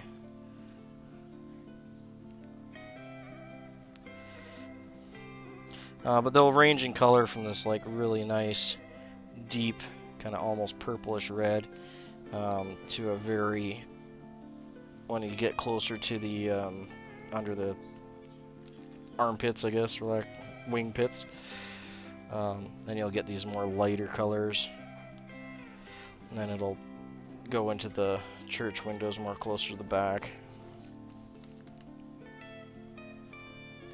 But yeah, these ones here, I normally pull them right off of the skin, but I got so many of these loose bags, and when I'm doing something like a nymph leg, it doesn't really matter if they're matching or what side it comes off of. It can matter for certain patterns that you're doing. Where'd that go? There we go. Okay. So like this one here, it's nice and straight. You can see the red kiss in the middle is up nice and straight, so that would come more from the center. And then as it goes from left or right, you can see this one's bent, and the red kiss goes to the left or right, or however you're looking at it. So that could make things a little more difficult, but if you're pulling the fibers off, it doesn't matter too much. But it's something to keep in mind depending on what pattern you're tying. You might need to stick to, not much different than if you're doing like wings and quills, and you want to keep like a left wing and a right wing for flight feathers.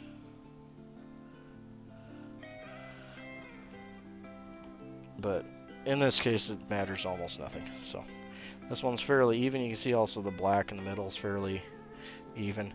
It gives it a really nice pattern, because that'll almost act as like the ankles or the knee joints for the legs. And you can get different ones along the cape where you get different more black and modeling and different, slightly different patterns on them, so whatever your preference be.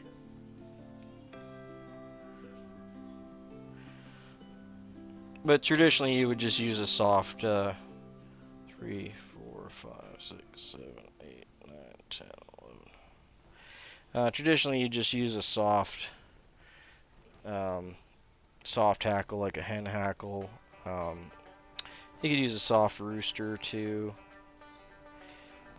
A lot of these nymphs are just tied with like whatever, so there's no hard and fast rule on that. Kind of whatever works, because it really isn't going to matter. It's just legs.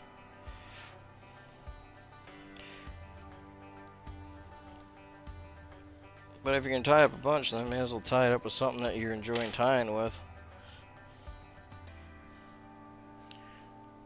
Then you can make it work.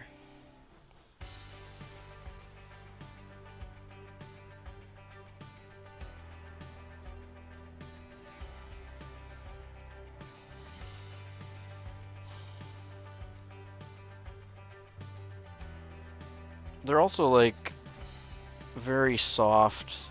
Like if I had to choose just one feather to tie with, it would be that, because you can do so much with it. That, or maybe just like a rooster, a red rooster, cape hackle. Both of them you can do so many things with. But a pheasant, like just pheasant feathers in general, they're kind of like magic. They just work really well. They're durable enough.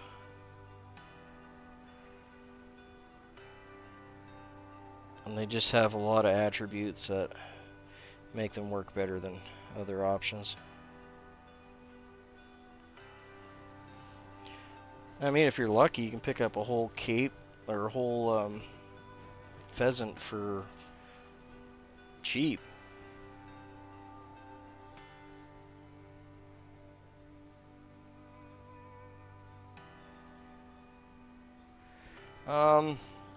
I'd show you one of my capes, but they're all underneath my tripod right now, so I'd have to move all the cameras and stuff to get at them.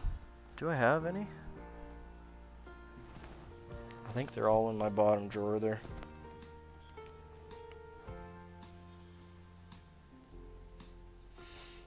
One second here. I might have one in my top drawer. Let me check.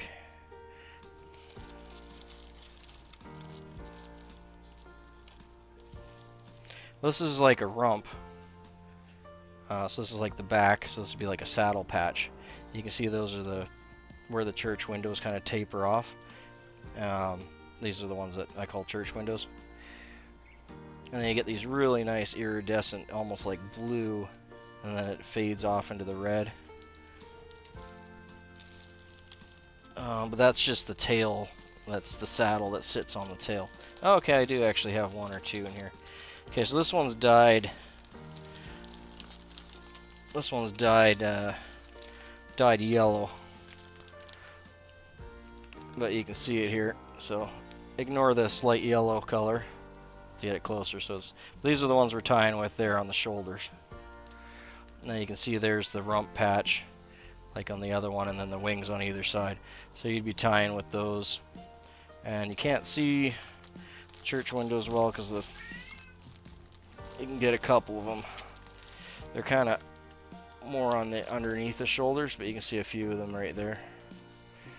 I can get the bag not to be so shiny. And for my actual nymph patterns, and those are my go-to for legs for those, for the bigger nymphs like dragonfly nymphs and that. Sorry, I got sidetracked there. Let's get back to getting some feathers on hooks here. Yeah, just love pheasants. I probably have, I must have about 30 or so pheasant skins, different colors and types, if not more.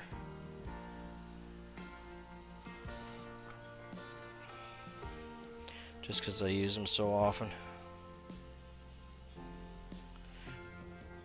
And they're my favorite. Can't have too many.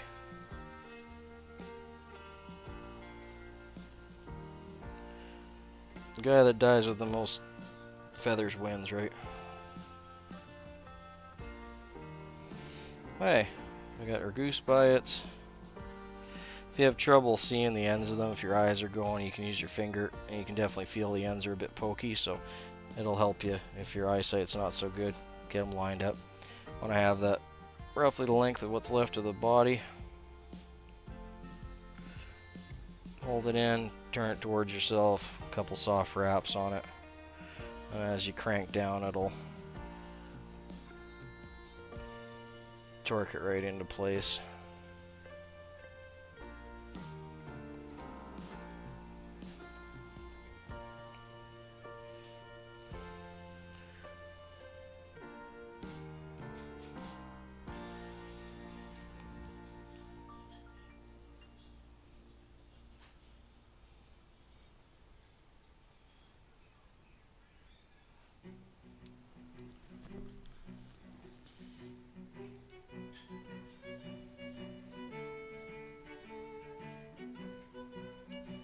Yeah, I mean that's the other thing. They're just gorgeous feathers. Like it's an amazing bird.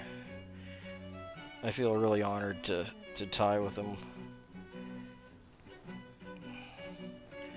And that's just the top part of the skin. I mean, you got the whole.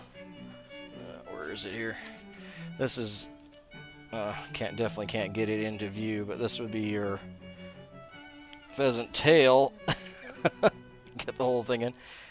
So this would be a full pheasant tail, and it has your primary and secondary feathers on the back. And your main feathers that you're going to be tying with are going to be only 2 of them out of this whole thing. And there's maybe, I don't know, 30 or 40 feathers to a tail. Well, yeah, I'd say about 30. I think there's 15 per side. So your main feathers are going to be this one. And there's only 2 per tail on the very top. And the reason they're more important is they're symmetrical. The ones as you get off to the other side of either side of the tail, I think I might have one here. Come on, get back in there. There we go. If you get back left or right of the tail, you can see on this one, try not to get too much shine on the plastic, but on one side you got the nice red veins coming off on the end of the feather, which is what you want, and on the other side it's really soft, and it's more like what you'd have on a flight feather, or not a flight feather, but the secondary feathers.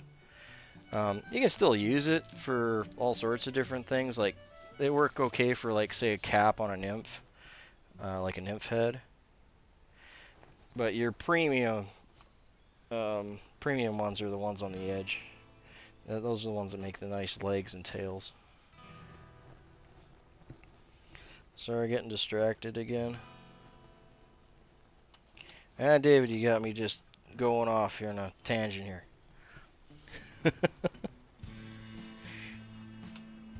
Alright, I gotta get this done. I got 2 more.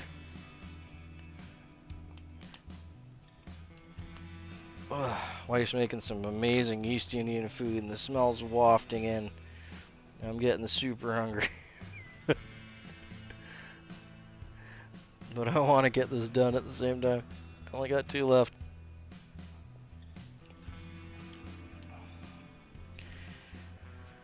I don't think I have. Yeah, that'll probably be enough wire. I don't think I'll have enough for the next one.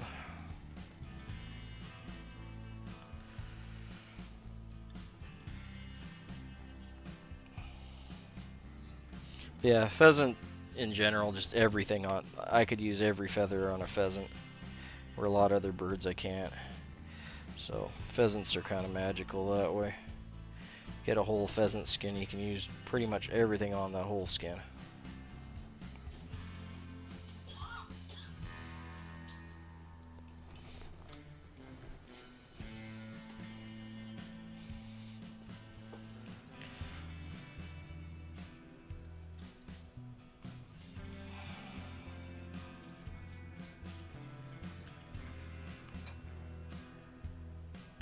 The nice thing about them too is they're pretty inexpensive compared to something like a high quality saddle hackle or something where you're spending over $100.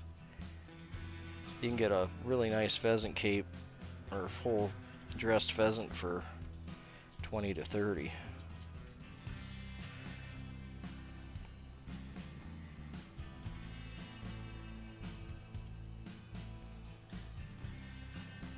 Now, like you're saying, David, you get thousands of flies out of that. If you're careful.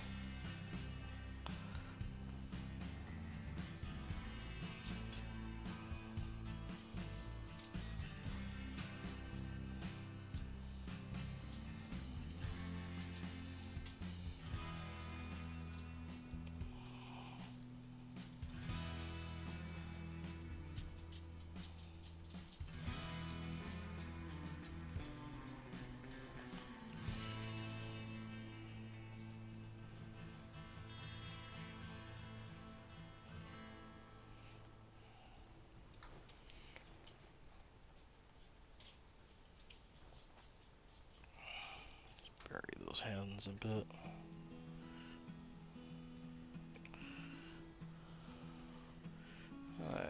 Get some copper going.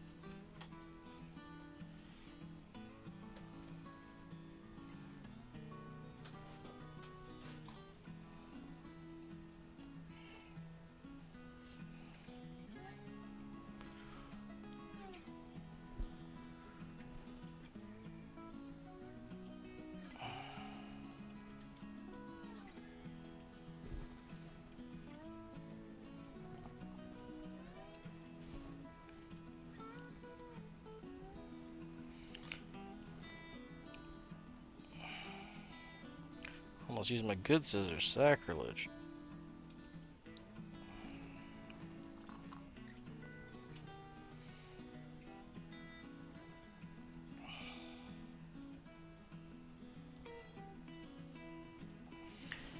Okay.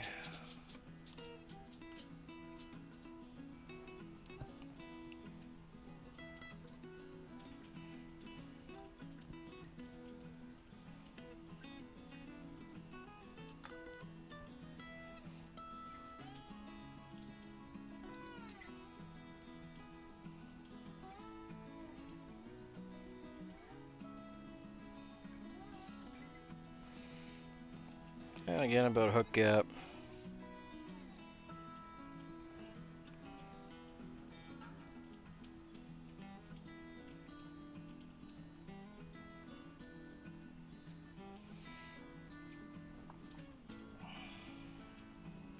We're gonna hold it in about 30 degrees. Right to the hook point. Money, yeah, that was good. See, that went in nice. I like that.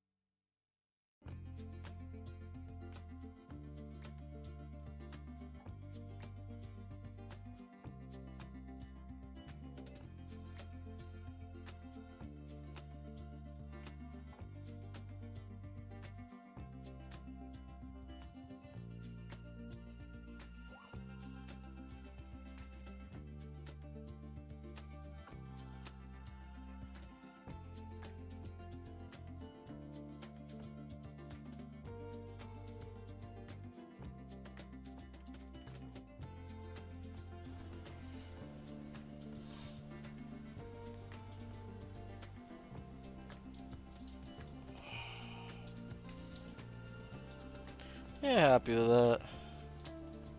It's a nice V shape. Let's whip finish it and be done.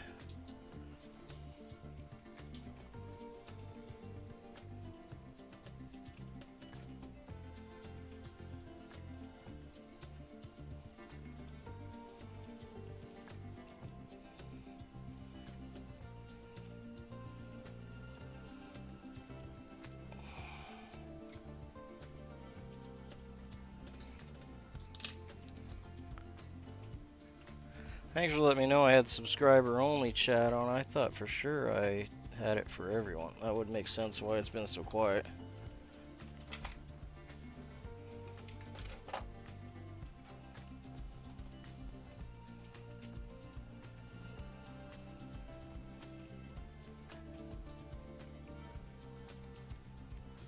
I'm sure I can probably change that midstream, but I'm not sure where the option is to do that. I'll have to look.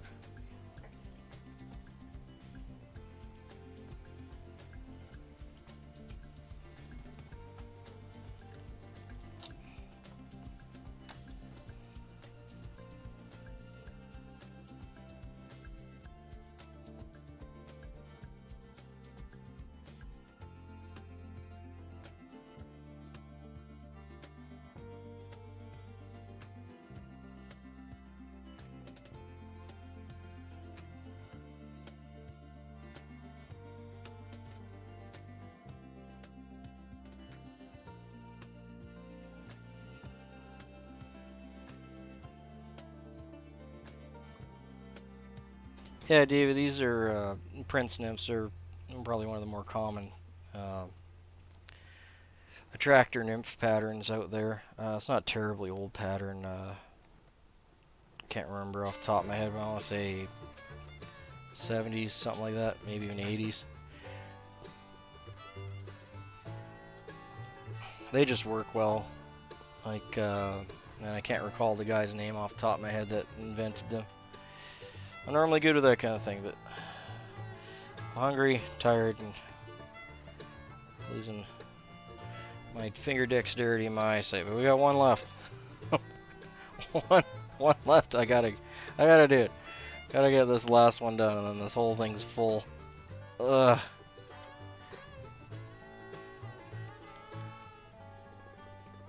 Yeah, it's an attractor nymph. It's not any specific type of nymph.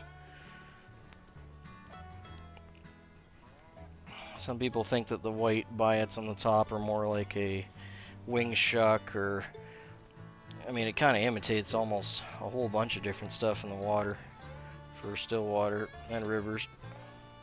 Wherever you got flowing water, you got some type of nymph typically. Anywhere in the US or Canada.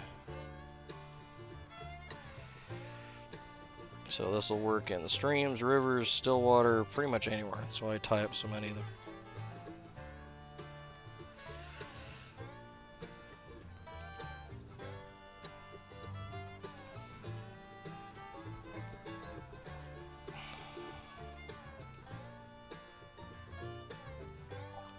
And it isn't a hard pattern. I mean, it's not I wouldn't say it's an easy pattern. It definitely has some more advanced stuff on it, like the biots, and even wrapping lead with a bead head is, you know, more advanced for some people.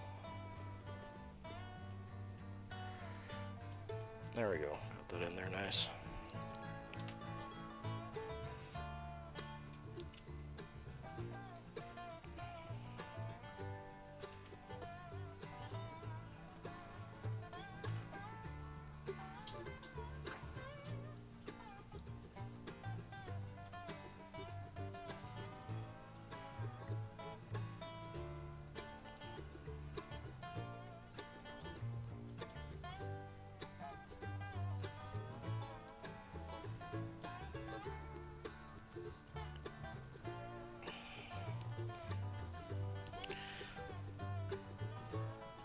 I'm gonna try and concentrate on getting this one done because I'm hungry.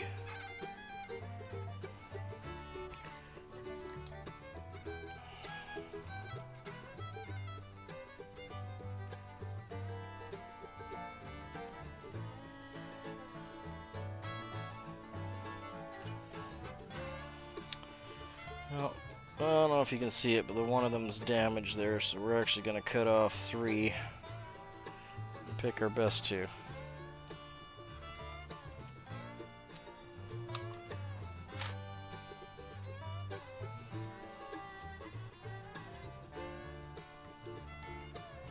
Pull, yeah. See, this one, I don't know if it'll pick up on the camera, but it's got a chunk out of it, which is common. I mean, they're natural material, right? So bird pecks at them and runs into stuff and maybe crash lands a couple times.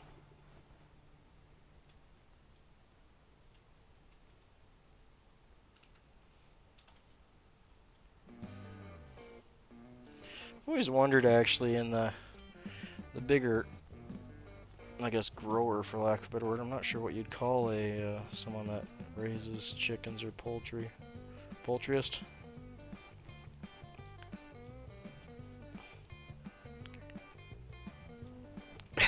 My wife says it's called a farmer.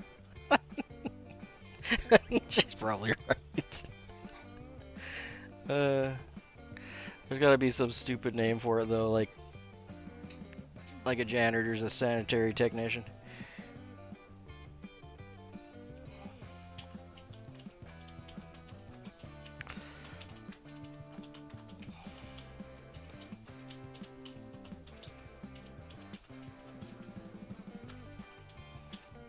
But anyway, I've always wondered if they tried to keep the birds like as chill as possible.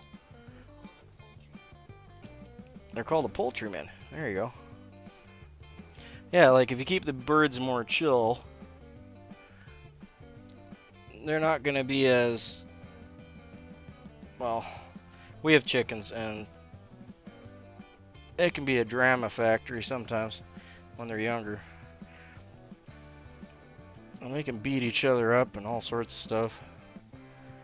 And I've always wondered if that, like whiting farms and all that, if they keep their birds chill and happy so they're not, you know, pecking at their feathers and causing problems. Not just that, but obviously you'd have happier birds. I would assume that's part of it. Okay, got a little bit of the copper left.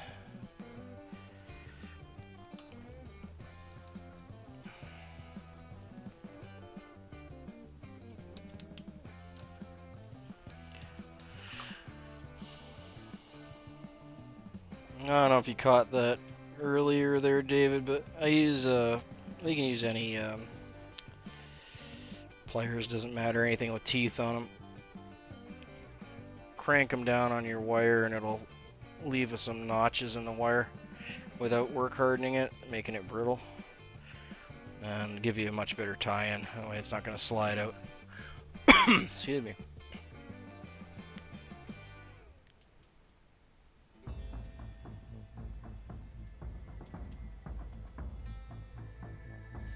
Yeah, size of hook, man, it like there was a time when I hated tying on 12s or anything smaller. But now I can, I don't know about comfortably, like you see Brian complains about it too. But I got lots of like 22s and 28s and stuff where they're absolutely minuscule, but we get massive hatches of stupid mosquitoes up here, and that's what you tie them on. And they work, so I tie them grudgingly. Because, yeah, tying something on like a 28 or 22, it's ridiculous. Like, it's like the date on a penny. Like, you've seen Brian tie some. I'll have to do some of those when the time comes.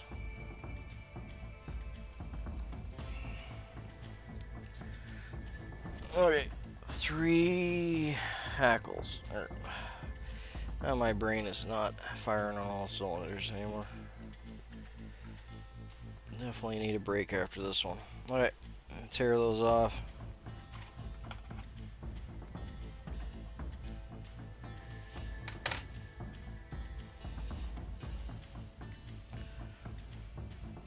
My favorite size to tie on would probably be a 10 or an 8. I like tying 10s and 8s, like bigger nymphs and stuff. Not only is it a little more forgiving, but you can do a little more with it. You only have so much real estate. The feathers don't change size, the hook does.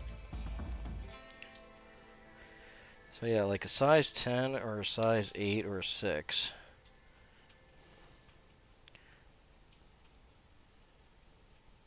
Is a lot more enjoyable, for sure. These are 14, I think. So they're getting down there. They're about as small as I would tie a nymph. You can still tie your nymphs like 16, 18, but you know, at that point,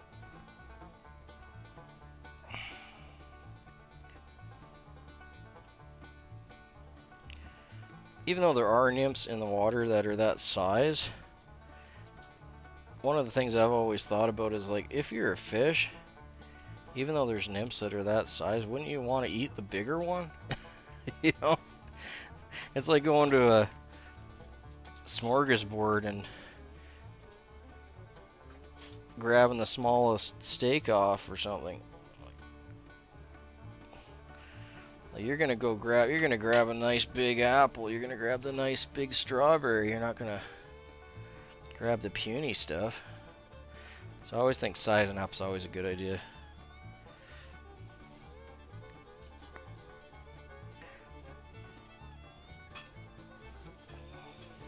Because they're there for protein, they're there for survival. If they can eat something that's, you know, a big chunky big one, yeah, they're gonna go after, they're gonna be excited. At least I would be. I mean, that makes sense to me.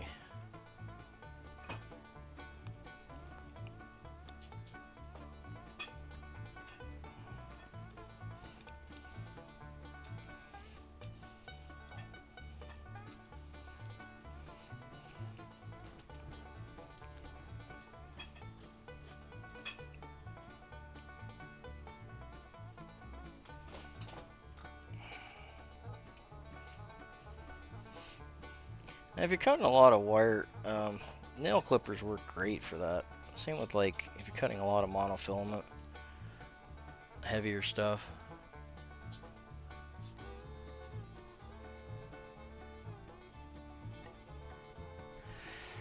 Yeah, I mean, I haven't ever, like, it's always been a worry for me, like those small hooks, like breaking or bending back, but it's amazing how big a fish you can land on an absolutely minuscule little hook.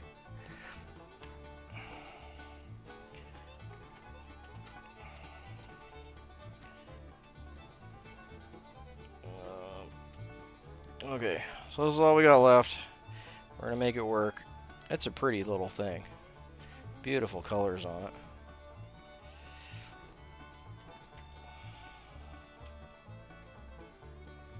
Oh, it's not all I got left. I got lots left, but this is the one I got prepped. So we're gonna use it.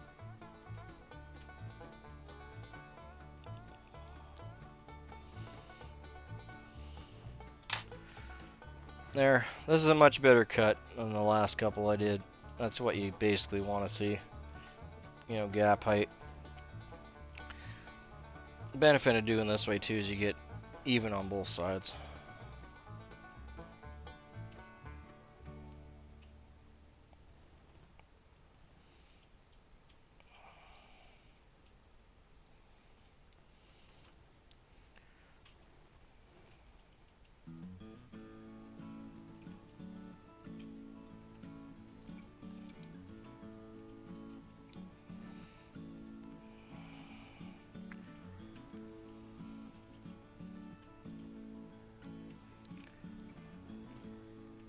You can adjust it.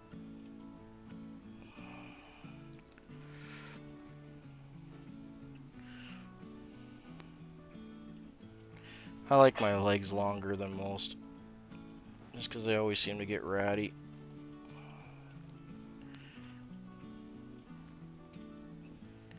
Those are a hair long though.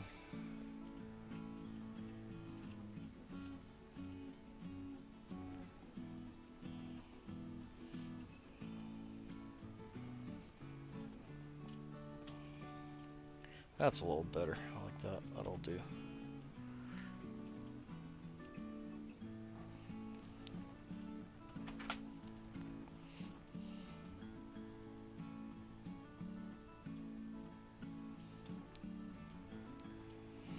Black tips on them. It's nice. Just such a nice golden color, and they move so well. What am I looking for here? White.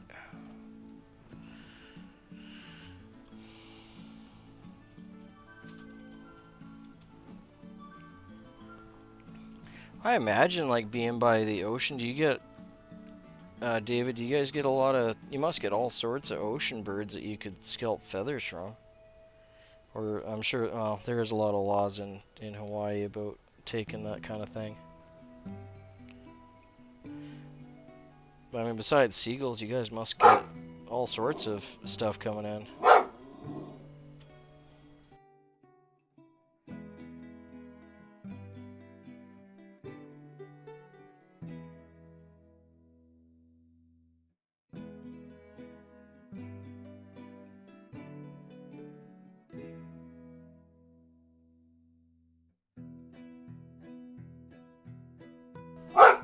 I'm just gonna be myself for a bit. My security system's going off.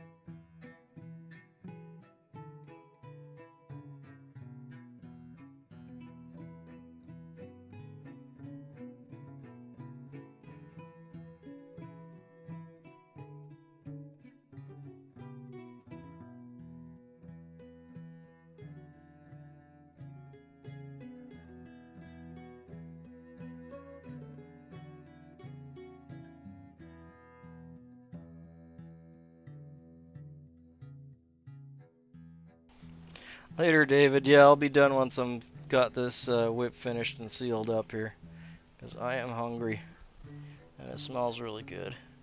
My dog finally stopped barking too. Crisis averted. Whatever animal it was went away.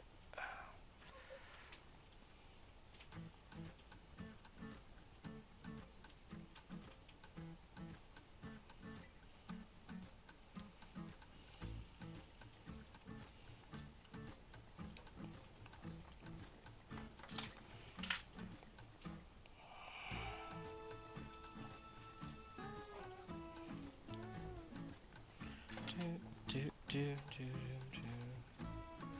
Do, do,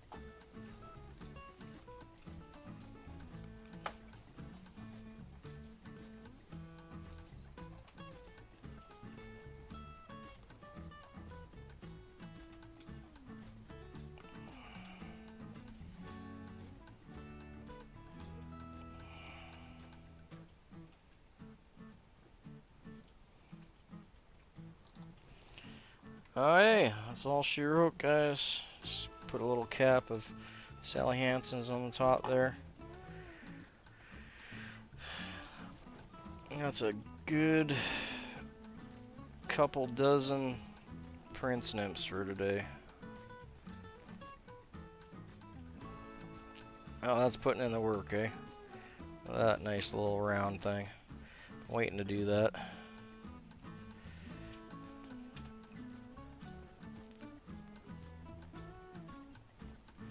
There's the silver heads and the gold heads.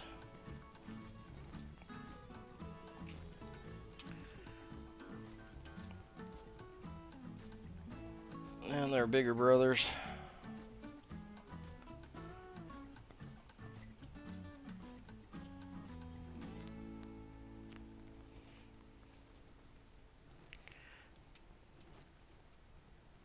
Thanks for hanging out, everyone. Appreciate it. Go grab some food.